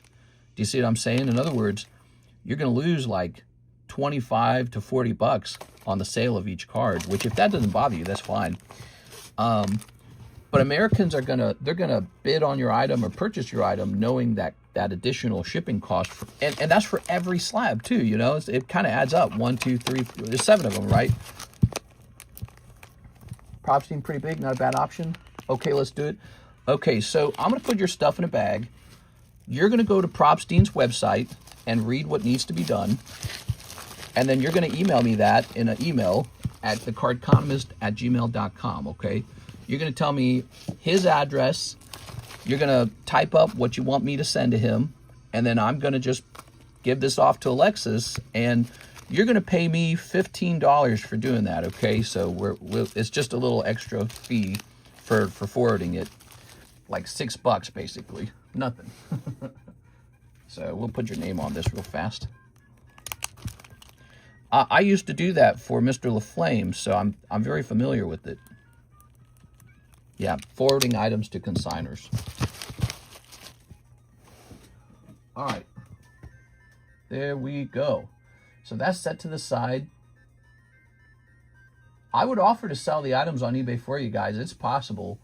It just, you get a better deal with the consignor, so I'm pretty upfront about that. What is this music? I'm not trying to have you guys pay extra through me or anything. All right. I'll send you the email tonight. Is that okay? Yeah, perfectly fine. Actually, you know, Alexis is not coming in today, guys. I don't have enough shipping for her, so I told her to come in tomorrow or Wednesday. So, you know, if we get it done within a day, we may still be able to get you out with her normal shipping. So, guys, today we have a new set. It is a Weiss Schwarz set called ReZero. It's ReZero Volume 4. Don't know anything about it. We got this Gym Break on Weiss Marvel. That's also a Weiss product, and I just have tons of it, and so it's at a great price. This is one of my best priced Weiss product. There's nothing wrong with it. I just happen to have a ton of it, kind of like the Sneaker Bunko. And so, you know, in the future, I just won't order like 3 cases at a time because we don't need 3 cases. But this is a great deal for you because I'm overstocked. Some products I'm not overstocked on, and there's a little premium going on. This one's much better. This is much more affordable. So consider that if you like Gym Breaks or if you just want to buy a box outright. We have been pricing up some of these cards. So this really got $400 on the price, huh? That seems too cheap to me. This seems like a card that could go into the live customs for sure, but we don't have enough packs left for that. Let's see. We are just pricing up this CGC return finally. Excuse me.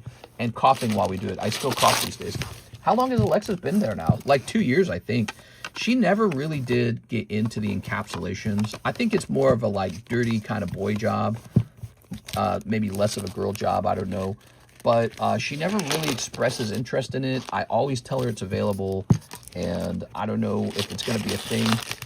I might bring the encapsulator upstairs. But again, we're kind of waiting for August 5th. August 5th, if you guys didn't know this, it's kind of a big day for me on August 5th. On August 5th, Missouri will vote on whether to become a no-tax state. You know, that's kind of a big deal, right? A lot of states are considering becoming no-tax states. Florida, Texas, Tennessee, South Dakota, Wyoming, Nevada, Washington, somewhat. They're going to find a way to tax you in Washington, I swear to God. New Hampshire. So there's these no-tax states, and Missouri is wanting to join the roster. And it will, if a bill passes on August 5th, they're going to push it into August and not tell anybody. But if Missouri successfully becomes a no-tax state, it may change the equation on where I move to. It's going to be real tempting to hold on to what we have out here and just continue to live in a really nice lake, or to perhaps move to maybe a very fancy house in the city in a no-tax state. I'm already in it. I'm already in the no-tax state. So that's going to be tempting, at least, because I'm pretty familiar with Missouri. And I saw Tennessee, by the way. I went to Tennessee. Kirsten and I went to Nashville. It was cool. Some areas were not so nice, but that's kind of similar anywhere. And I got to say, it's almost identical to Missouri. And then there's Florida. I don't know about Florida. I don't know if I can handle perpetual summer. That's the same problem with Texas. It's kind of like perpetual summer. I like the winter. So Tennessee and Missouri kind of rank high for me on no-tax states because I like the winter. It is. I like the cold air. I like the snow. It's nice. It's refreshing. It's like life resets for a couple months. That's a good feeling. People who don't get winters, you don't know what you're missing out on. I was wanting to move to Washington. It would be nice to be in Seattle where I could work with guitarists. Yeah, you can move there. You could get shot. They just had their little mass shooting at their seafood boil thing. You know what's crazy is I could 100% see myself at a seafood boil festival. So maybe in some parallel universe, I moved to Washington and got shot there. Who knows? Or maybe I was there while someone was getting shot. But yeah, I think that they're on the news. I think they were suggesting it was actually a shootout between two young teenagers, like 15 years old. So some kind of gang shootout or something like that, right? I'm sure we're going to find out all of what happened. But I believe they got one suspect who's 15 years old, and they're looking for the second one. So, maybe it was a shootout between two angry rivals, and it's just the most dumb, low IQ thing I can think of. I'm so tired of it. I would never in 1,000 years do that in my youth. No way, dude. Why would I be shooting anyone or getting shot at? I'd have to be really stupid to be in that position. So anyways, two kids shooting at each other and got a bunch of other people shot, including 3 people killed, including a toddler got shot, And so it's maybe not a terrorist attack, but maybe like a gang-related behavior. And it's just like, can I not live in a society that doesn't have that? Like, it's 2026. China doesn't have that, by the way. China doesn't have that. They're better than us at it. That's the truth. And it doesn't feel very good to say it, but it's the truth. They don't have that. They're our rivals, right? Our economic rivals. They don't have this problem. Interesting. Why do I have to have it? It's so frustrating. But, I'm saying the obvious stuff. I think I'm supposed to say funny stuff. Here's Katie and Rust. It's my 26th birthday. Let me get my Mankey's mommy paid off halfway. Oh, yeah. Happy birthday, Mr. Katie. And let me put you on the giveaway, okay? We got a giveaway. I'll put you on this giveaway. Maybe you'll snatch it today. I'm saying some of the dumbest, most obvious, angry, farty, crusty guy things. And I think an entertainer is really supposed to just make you feel good and maybe even laugh. And so, these subjects, it's so hard to dance around the subjects and not get crusty. But why would I want to live in a city where I'm going to get shot? That's the whole reason I left St. Louis. Like, St. Louis just has these really terrible statistics. And then you go, well, I'm out of here. All right, let's get this paid off. $30. Sigh away. Happy birthday, man. You got Thicky Wicky. And she's halfway paid off. Oh, yes. Let's see. Washington with all the Muslims. Well, I don't know if it was a Muslim that did that stuff. I don't know if I hear a lot about Muslim mass shootings, but you did have the guy in Berlin. But that's a different subject, I guess. It's a whole different conversation. I was from Kansas, excuse me, and the city there sucked too. Everywhere is ass. Everywhere is ass. I like that. If you're crusty enough, everywhere does become ass. All right, let's see. You become a city in Oregon sucked too.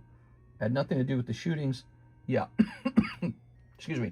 Jeremy Therese says, I'll take 5 Poke Shuffles. You got it, Jeremy Therese. I am having heartburn. Here we are. I ate 3 eggs. That's all I ate.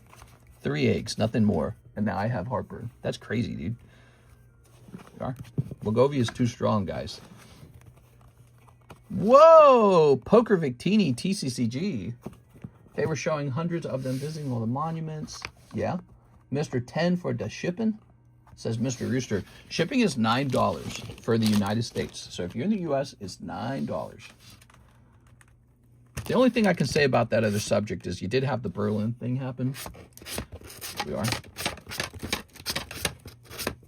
All right, so, you know, radical religious attacks are a real thing. You can't deny it. Don't deny it. It's real. You got Victini for $50. What are we thinking? Keep it or re-roll it? It would re-roll for $40. That's from you not having anything in your stomach. Your body wants food. I don't know if that's true. I think it's just from the eggs. All right. I don't know. What is paradise? Where do we move to find paradise anymore, guys? Does anyone here know where paradise is? Because I'll just move to that, right? Where do you find paradise in America? Maybe I'm already here. Lake of the Ozarks sucks in certain ways. It's too quiet. It's too, not as much going on, you know. It's just really far away. Switzerland. Yeah, actually, that's an argument for Switzerland. Of course, you have to be a multi-millionaire to get in there, right? You can't just get in there. And then if you retain your U.S. citizenship, you still have to pay taxes to Switzerland, but then you also pay taxes to America at the same time. You actually get double taxed. I would love somewhere where it's just me and the people I love. Oh, that's nice. Here's Victini. That's called Pokemon Card Collecticon. Mr. Jeremy. I don't know if he's here. Is he here? Only if you ever want to come back to the U.S. Yeah, that's a fair point. I imagine you'd want to, wouldn't you? I mean, America's pretty cool. If you move, you just don't have to pay your taxes to the U.S. Is Missouri largely left or right wing? It's mixed. It's a red state, but if you're in St. Louis, it's very blue. So St. Louis region is like deep, dark blue. So if you want to live in a very liberal city, go into the bounds of the St. Louis city. You'll be in a very dark, deep blue city. Kansas City is somewhat like that. Springfield just slightly maybe. The rest of Missouri, like the counties outside of St. Louis, deep, dark red. It flips really hard because everyone in those counties know how shit St. Louis is. They go, we know why it's shitty over there. And then they go, we're going to come over here and be really big assholes in the county area. And how can you blame them, you know? Because when you actually visit St. Louis, you go, oh, I'm a Republican. That's what happens. You go in there, you see the crime. You see the lack of safety. You see the depraved looks in people's eyes when they're sitting out on their porch in the summer heat because I don't know why. And they've got no toys and they're just sitting there looking at you like they want to, I don't know, punch you or something. And you go, oh, I don't belong here. This is not a safe place for me to be. And you go, I'm bopping out of here. You probably experienced that in some other cities in America as well. And you have this similar depraved feeling and you go, I got to get out of here, dude. I would like to reroll. You got it. All right. When you experience that, you go, oh, I must be a Republican. And so it's interesting. The squalor, the degenerate, terrible, broken down cities, the decay, it turns you into a Republican. You're a product of your environment. When you witness this stuff, you become a Republican, or you become the other thing. You become the I'm going to save everyone Democrat. Oh, I can fix it. I can fix it. I can fix it. It's been 100 years of this, but I can fix it. No, you can't. Your best move is to get out of it, which is what a lot of people do. That's why the city of St. Louis has been declining in population the whole time. 1, 2, 3, 4, 5, 6, 7, 8, 9, 10. And you know where people move? They move to those deep red counties where things are nice. That's where they move.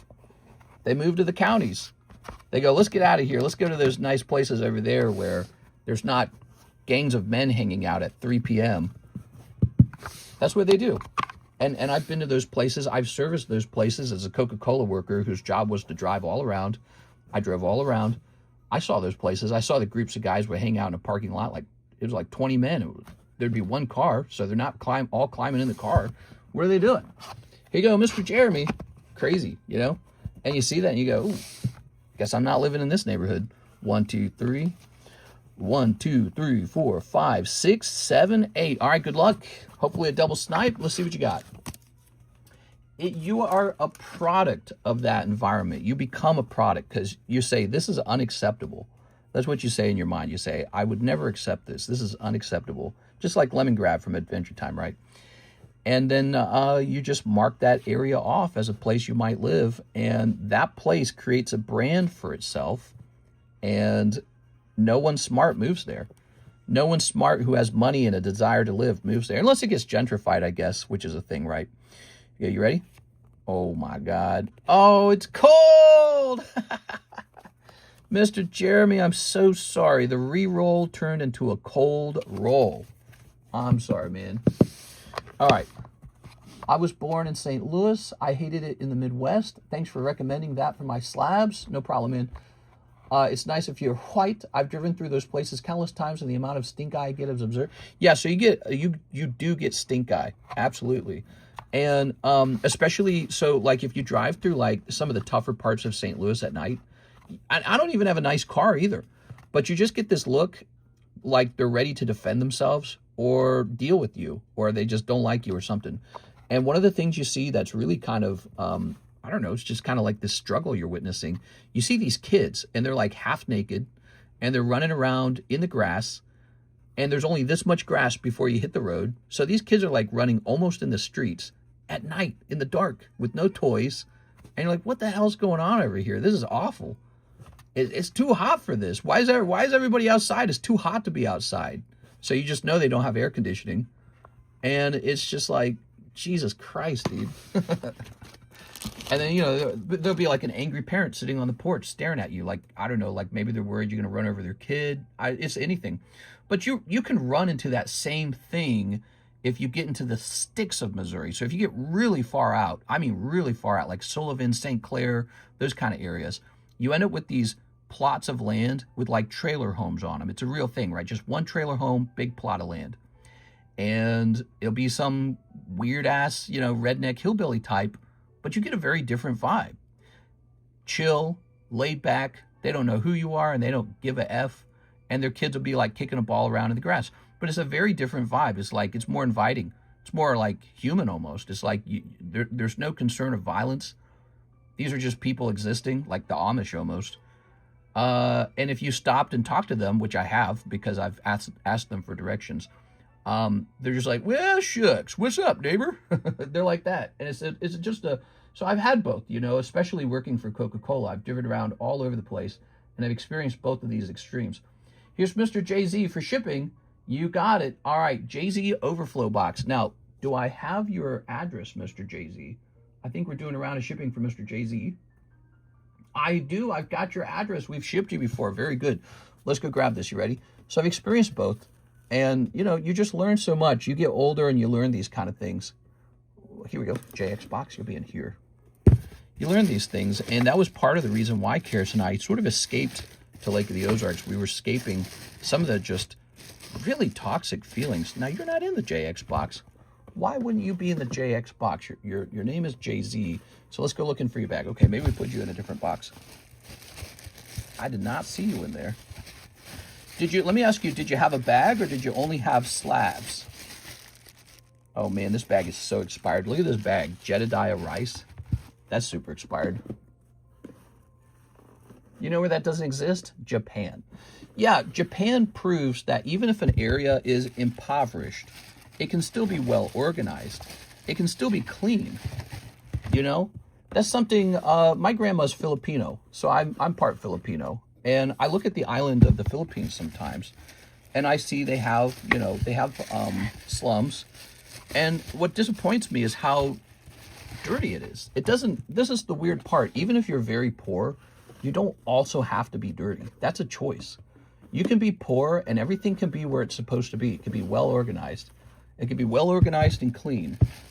You know, when humans lived in stone huts, when they lived in mud huts, when they lived before electricity, when they lived before anything was invented, you could still decide how artisan and well-crafted your area, your living area was. And you will hope that people would choose to be making things beautiful and just perfectly clean. Ah, here we are. Whoa, here we are. You got a lot, dude. So that's what happened. You had your own box. This guy had his own box. That's what's going on. Well done, Mr. Jay-Z. All right, let's grab this. Even when you're in an area that's very impoverished, being dirty is a choice. It's a choice. And the Japanese prove you don't have to be dirty. They like their areas clean. And I respect that, you know. And then why would it surprise you that Japan would go on to invent amazing things, that they would go on to create some of the best livable places, some of the most clean and inspiring looking, and places that make your cortisol levels go down. Cortisol going down instead of up. Ooh, that's heavy. All right. Who doesn't want that? Who wants to live in a place where the cortisol level goes down? Well, this is possible even if you're impoverished, to create an area that still feels nice. And it's a little bit, it's about respecting yourself, you know. It's like, you deserve better. Even if you don't have a lot of money, you deserve better. But you look at some places and they just don't do that. And I don't know why.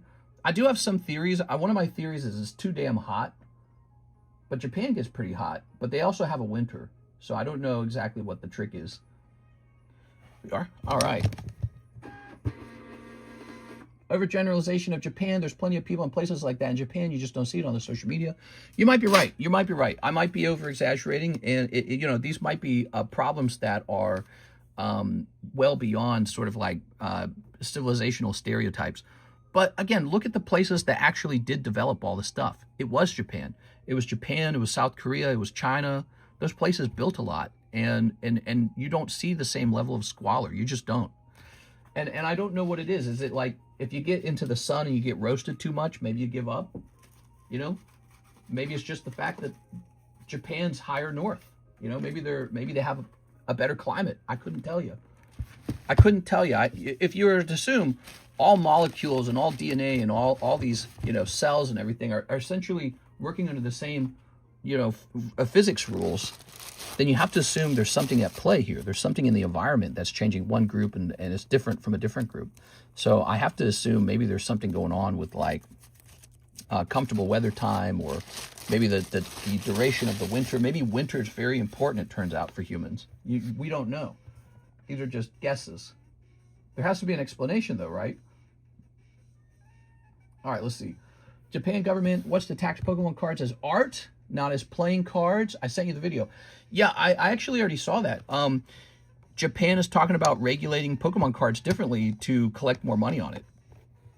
Because they believe that, you know, allowing these Pokemon card companies to just label the product as inventory is meaning that the government's missing out on a lot of money.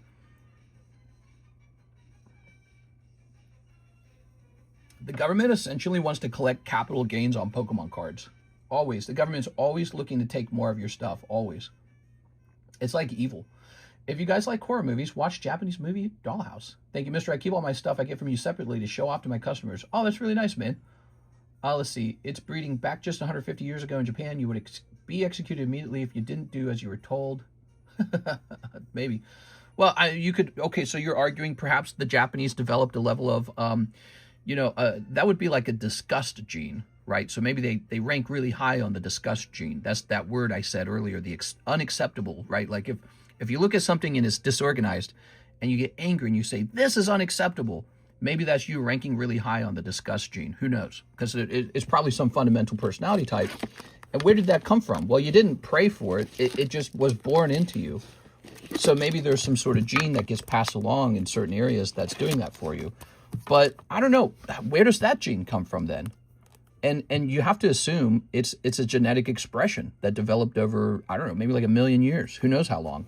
But it's probably a genetic expression that has occurred from the environment that they're living in. So you have to wonder, you know, if the early ancestors of the Japanese were all transplanted, I don't know, into Africa or something. Pick a place that's really struggling, okay? If you transported the early, like 500,000 years ago ancestors into some other continent, maybe they would have just evolved into Africans and not into the Japanese. So it's a really interesting question. Is the human DNA code an expression of selective breeding, or is it an expression of the environment? And it might be the environment to a large degree. You know, like maybe living by Mount Fuji does something to you. Hard to say. It's just guesses, really. We can just guess how it worked. All right, here we are. We've got Magneton from EX Dragon. Mister, what are your thoughts on buying people's collections on Facebook? I bought over 20 collections. Oh, that's cool, man. Yeah, I mean, you might get some really good deals on Facebook, primarily because people who sell through Facebook are maybe people who have been banned from eBay, or people who just don't want to learn eBay, which sometimes implies they're too lazy to get a better price for their own cards. Now, the downside is those guys who list on Facebook, you actually have to go meet them. That couldn't be me. I can't meet people. They've learned a level of respect that things must be done properly or they would not be alive to see it the next day. Fix or die, that's in their souls. Yes, something. What I know about Japan is very similar to Europe. They had an enormous number of wars. So Japan, it was war, war, war, war. And they were just slaughtering each other constantly. And maybe something about war forces humans to evolve a little bit. You know, maybe there's that. Again, these are all guesses. So maybe this is a guess. Maybe something about being in a never-ending conflict forces you to have to become stronger, or maybe something goes on where it's like it's actually like an intelligence test, and the people with the highest intelligence jump through the hoop, and just them, no one else. So there's all kinds of there's all kinds of questions you can ask about why it would occur that way. My chat not visible? Here. Oh, sub list for Jim Challenge. I got you, man. Sorry, I was just talking a lot. I got you. Let's get that sub list. Okay, we'll place that there. That guy's actually pretty cheap. He could go into the Poke Shuffles. So this guy's $60. I wouldn't say he necessarily needs a sub list. I'll do a sub list with 2 spots on it. It'll be a gym break.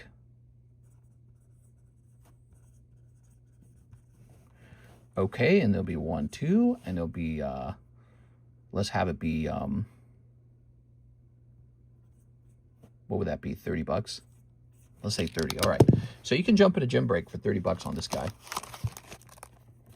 Anyways, we're talking about a really interesting subject about maybe like the differences between human species or human races and why they might portray certain personality types more than others. You know, like I think there's a certain flavor to each group. And one of my theories is that it's actually just probably a genetic expression from the exposure to the literal environment around you, right?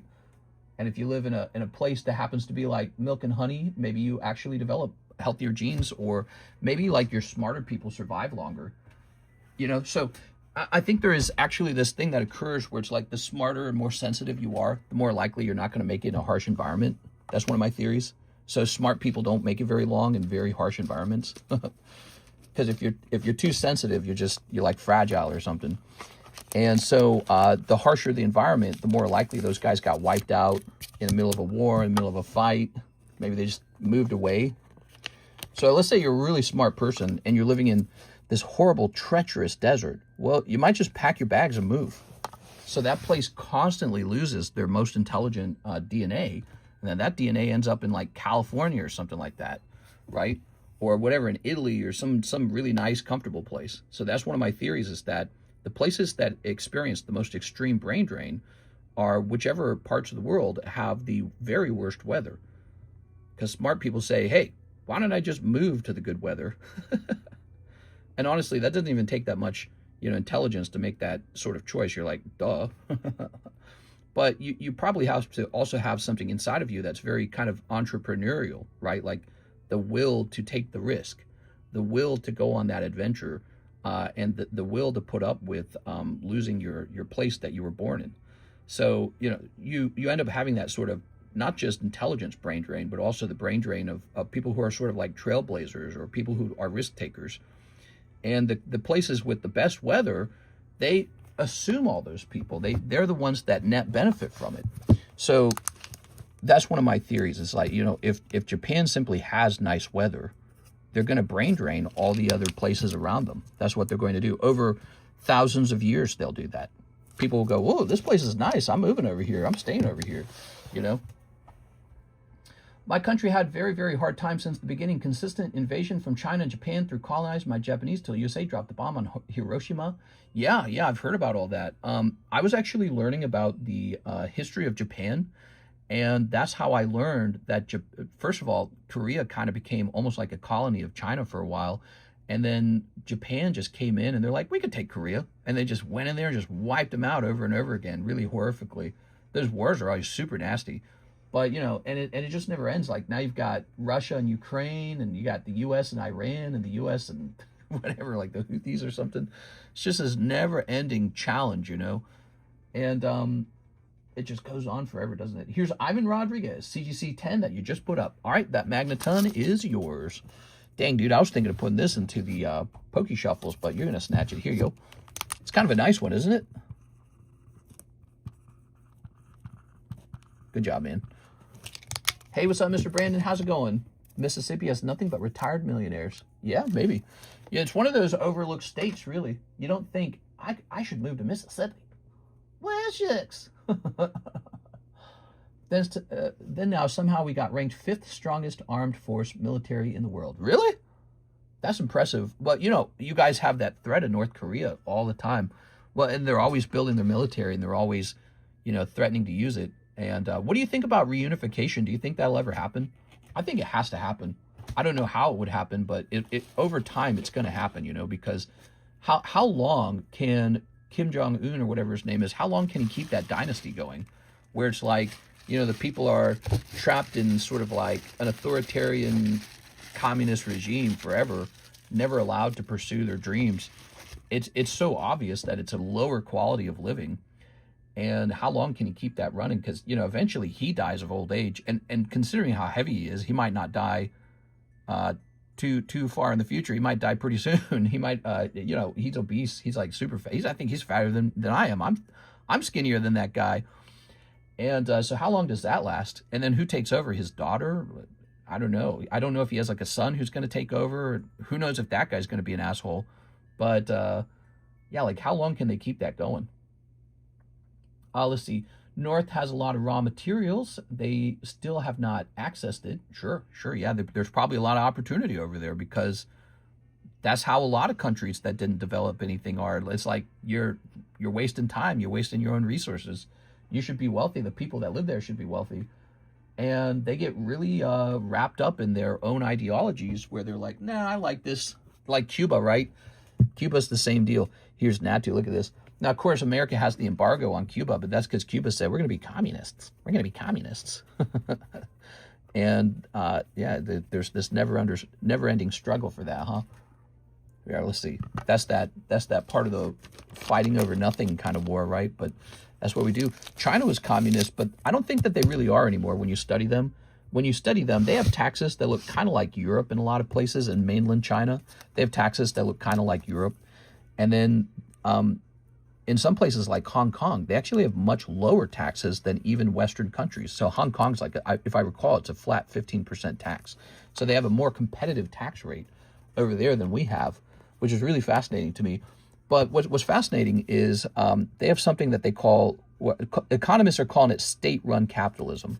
So it works kind of like this. You have stocks, right? Well, the ruling party owns 51% of the stocks, and the company owns the other 49%. And so it still runs like a regular capitalist company, but it's under the hammer, it's under the sickle of the authoritarian regime.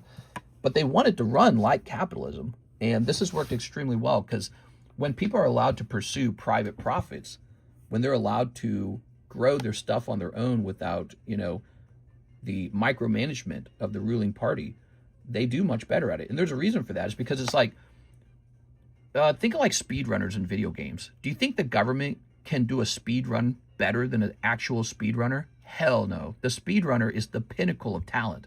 He's got the talent.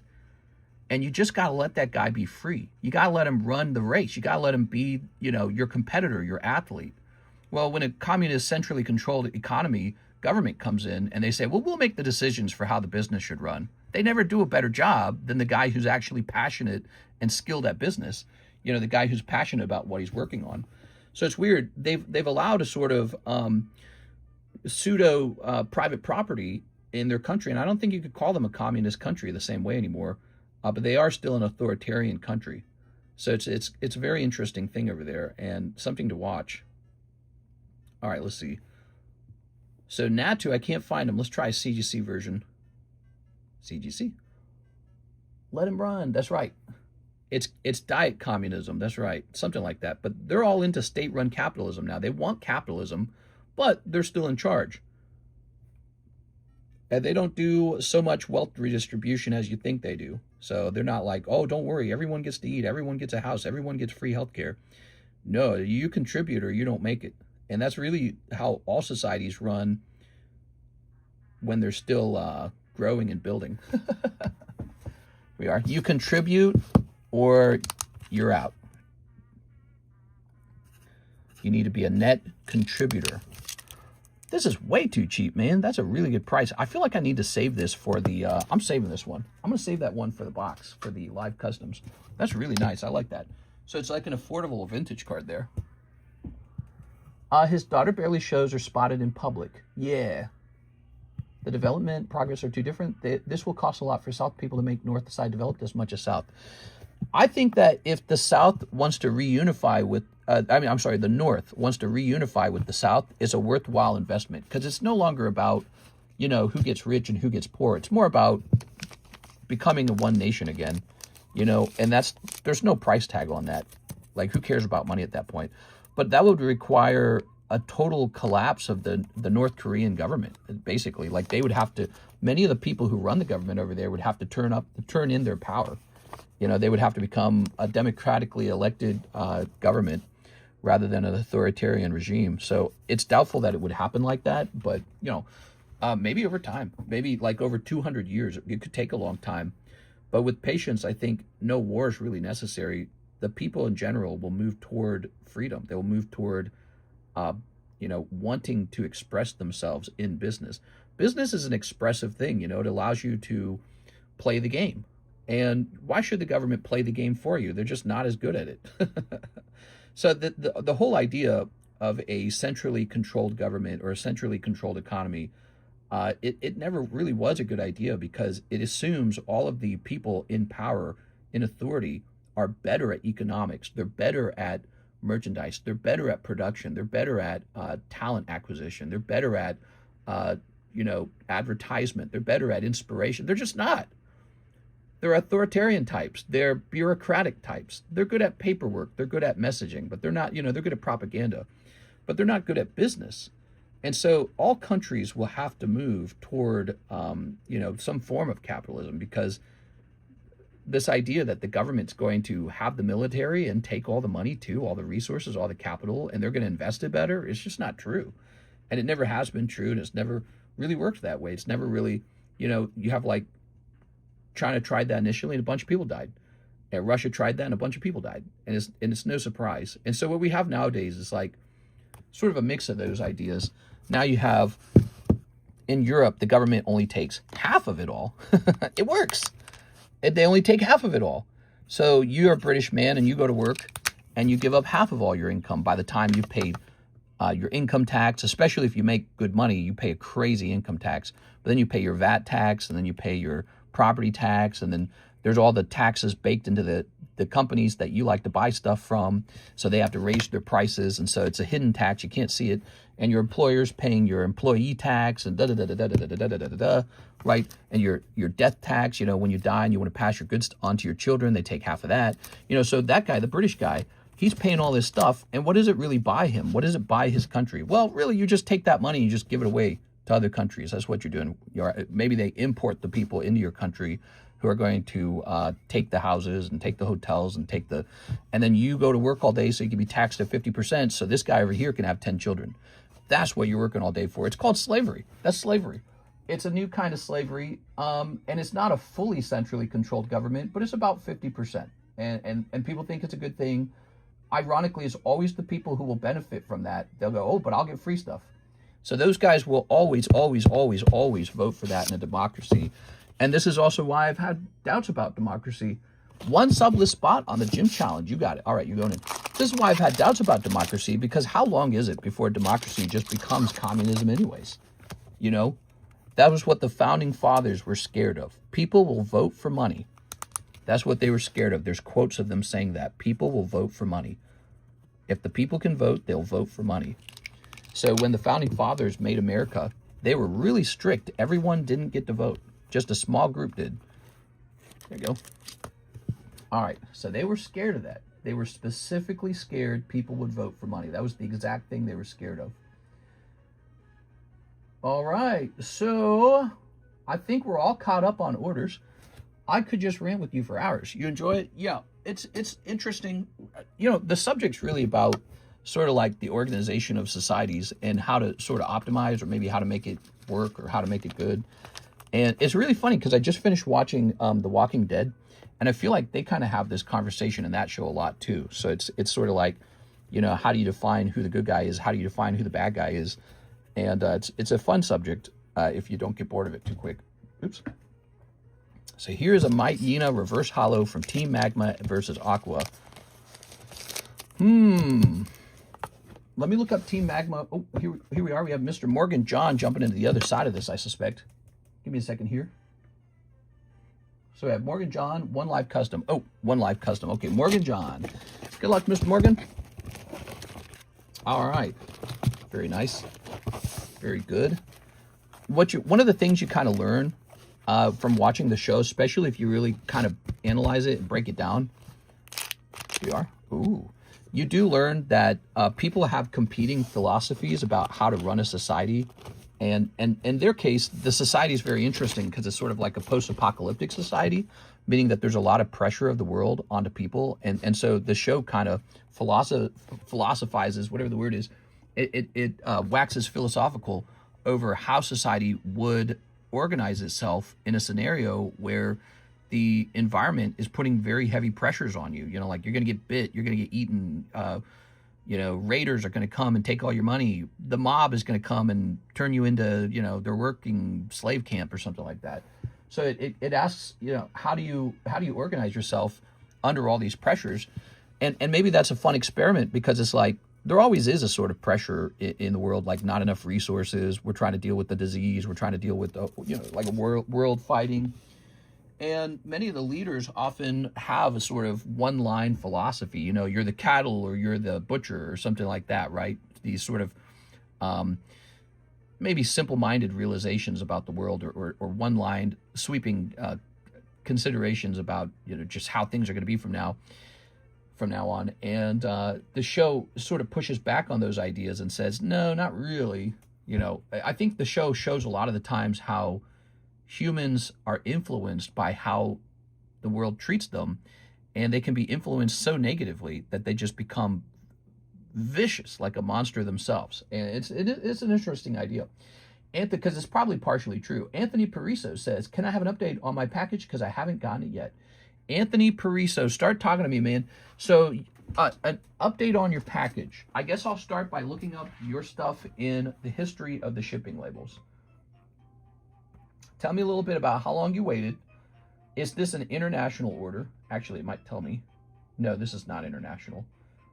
All right, let's see. We're jumping over here.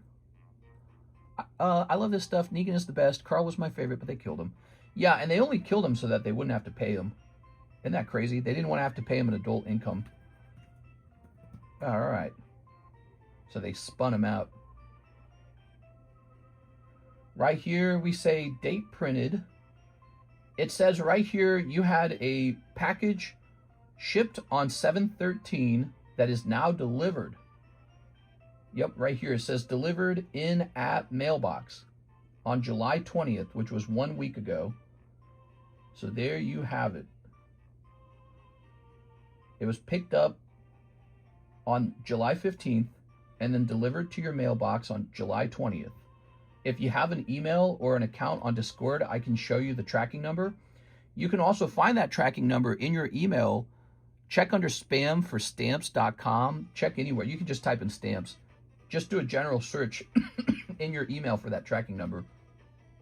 Should be able to see what email it went to, in fact. Oops, I don't want this. Stop. Sorry for the spoilers. It's been years. Did the Bowser go up in price? No, he's the same price. All right, here we are. All right. So, Anthony Pariso, again, it has been delivered according to, what address did it go to?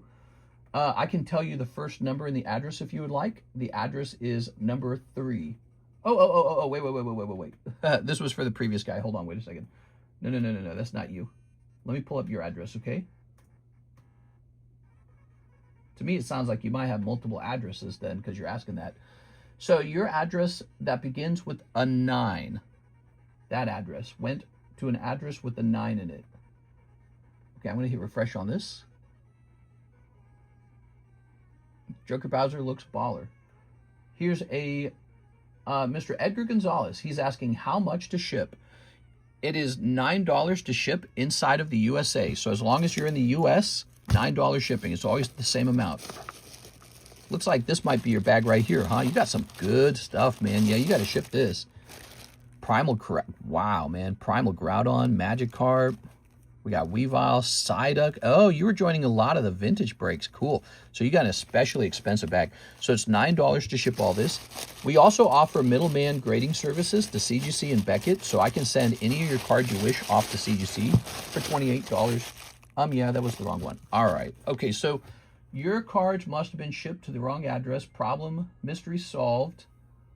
I guess my question would be, did we get notified, let me see, of an address change? Let's see. Whenever you guys choose to ship, if your address has changed, it's really, really important that you get me to acknowledge your address has changed. This has happened before. This is, so they shipped it there and what, they didn't forward it? You should have mail forwarding unless you moved a long time ago. Let's see. Let me grab this. It doesn't say that it's getting forwarded in the tracking number though, so I'm a little concerned. You're gonna, what I recommend doing as soon as possible, I recommend going straight over to that address, knocking on the door and saying, hey, I'm Anthony Pariso, you've got my mail. So I would do that right away before they decide to open it and see what's inside of it, okay? Because if they open it and they realize it's Pokemon cards, they're probably not gonna give it to you. So I would go straight over there, knock on the door. That's the first thing I would do. All right, let's just see this real fast. Oh, I see you've been ordering on the website. Okay. Let's go over here.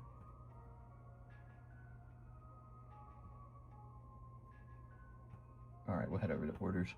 He says, okay, yeah, I would do that like ASAP. The longer it sits with them, the sooner they might conclude you've given up on it. And then what they'll do is they'll say, aha, so this is ours. Okay, I see. So what's going on here, Anthony, is we store your address. That's how it works. We store it. And then when you ordered a round of shipping, I was not aware the address had changed. So that sucks. It's not too late because we know it's real. We know it existed. We know it was delivered about a week ago. Yeah, knock on their door right away. Leave a note. So before you leave, grab a note. And if they're not home when you knock on the door, leave the note in the door, okay? Mr. Edgar's shipping. Also, let's go in here and remove your address so it does not happen twice. Mr. Pariso. It's a good thing you actually asked, because if you waited like too long to ask, maybe enough time would go by that, yeah, they would open it up. But it's about a week old, so that might not be enough time. Okay, Mr. Edgar, we're shipping you out. Thanks for participating in all those breaks, man. We really appreciate it. Oh, have we shipped you before? We might have shipped you before. Let's see. Oh, yeah, we've shipped you before. Cool, man. All right. Let me just lower the weight here because this one's not very heavy. Team Rocket strikes off once again. Mine shipping address is the same. Very good. LMAO, no knock warrant. Yeah. We are. Bust into that home. Okay, so we're just waiting for that to update. We're at the 2-hour mark, 6 p.m. I'm ready to clock out, man. I feel terrible. I have this terrible headache today. Here's an Edgar Gonzalez bag as well. Are these both yours then? All right. And we don't have two different Edgar Gonzalez's, right? Pretty sure not. Let's see.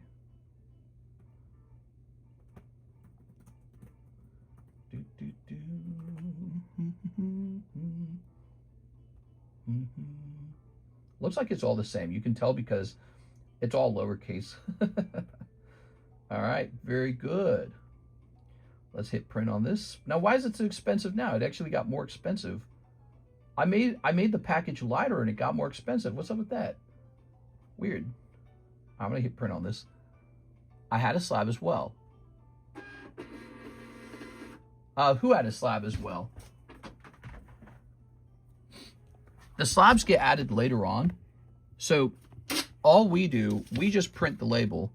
Miss Alexis, she gets the slabs. Oh yeah, same guy. Look, vintage cards. Okay, good. Let's get this all in here. So you got all these beautiful vintage cards and you got a slab as well. Sounds good, man. Yeah, Miss Alexis will add that in. We just print the label. Okay. You're going to like your bag. Yeah, a lot of good stuff in it. Okay. Right now, we're doing a gym challenge break, so we still run those breaks all the time if you ever decide to jump back in. Okay. Good. So today's been, what, Monday? How's your Monday going, guys? You guys have been having a good Monday? Oh, man, I got to sneeze. I think we're all done, though. I think we got all these orders done. I don't see any new ones in the queue. We just got that shipping done. We just helped Anthony Pariso. Let's jump over here to the free slab. We got 3 spots to hand out. How shall we hand them out? Maybe we will not. Let me think about it. Maybe we should just hand it out to whoever did the biggest orders today. Now, let's hand it out the typical way. So we're going to go over to our Discord server, and we have the giveaway channel, right? And I'm going to go set it up. Oops. All right, so it's ready now. Go place a number between 1 and 20 in there. Be careful, guys. Even USPS out there stealing Pokemon. USPS mailman stole my pitch black package Saturday. I have the video evidence of him not delivering it and marking it as delivered. What? My son working at a site and found a tag team Charizard. What? He just found a tag team Charizard? That's like finding gold. It's like sifting for gold. Oops. All right, I'll put this here. So we got 3 numbers to roll here. Are you ready for it? I only see a couple numbers in the queue. We got number 10. Who came closest to 10 without going over? Surge. Okay, Sergio L12. You're in. And now 17. Who came closest to 17 without going over? Miss Kays did. All right, Kays. And finally, landing on 20. That's Kays twice. That's right. You're going to get 2 spots in there now, Miss Kays. Oh, and now we have to decide who wins. Landing on 15, Nicholas Pacheco. All right, congratulations to Nicholas. Nicholas Pacheco. There it is. I might be dumb. I could not find the channel. It's the channel in Discord marked giveaways. You'll see it next to the Poke Rehab chat. I call it Poke Rehab chat because when you spend all your money on Pokemon and can't stop spending, we send you to rehab. It's like Gamblers Anonymous. All right, guys, that's it. We're all done for the daytime stream. We just did a little 2-hour stream. We'll be on tonight for the late night stream. I hope you guys will be there. See you later, everybody.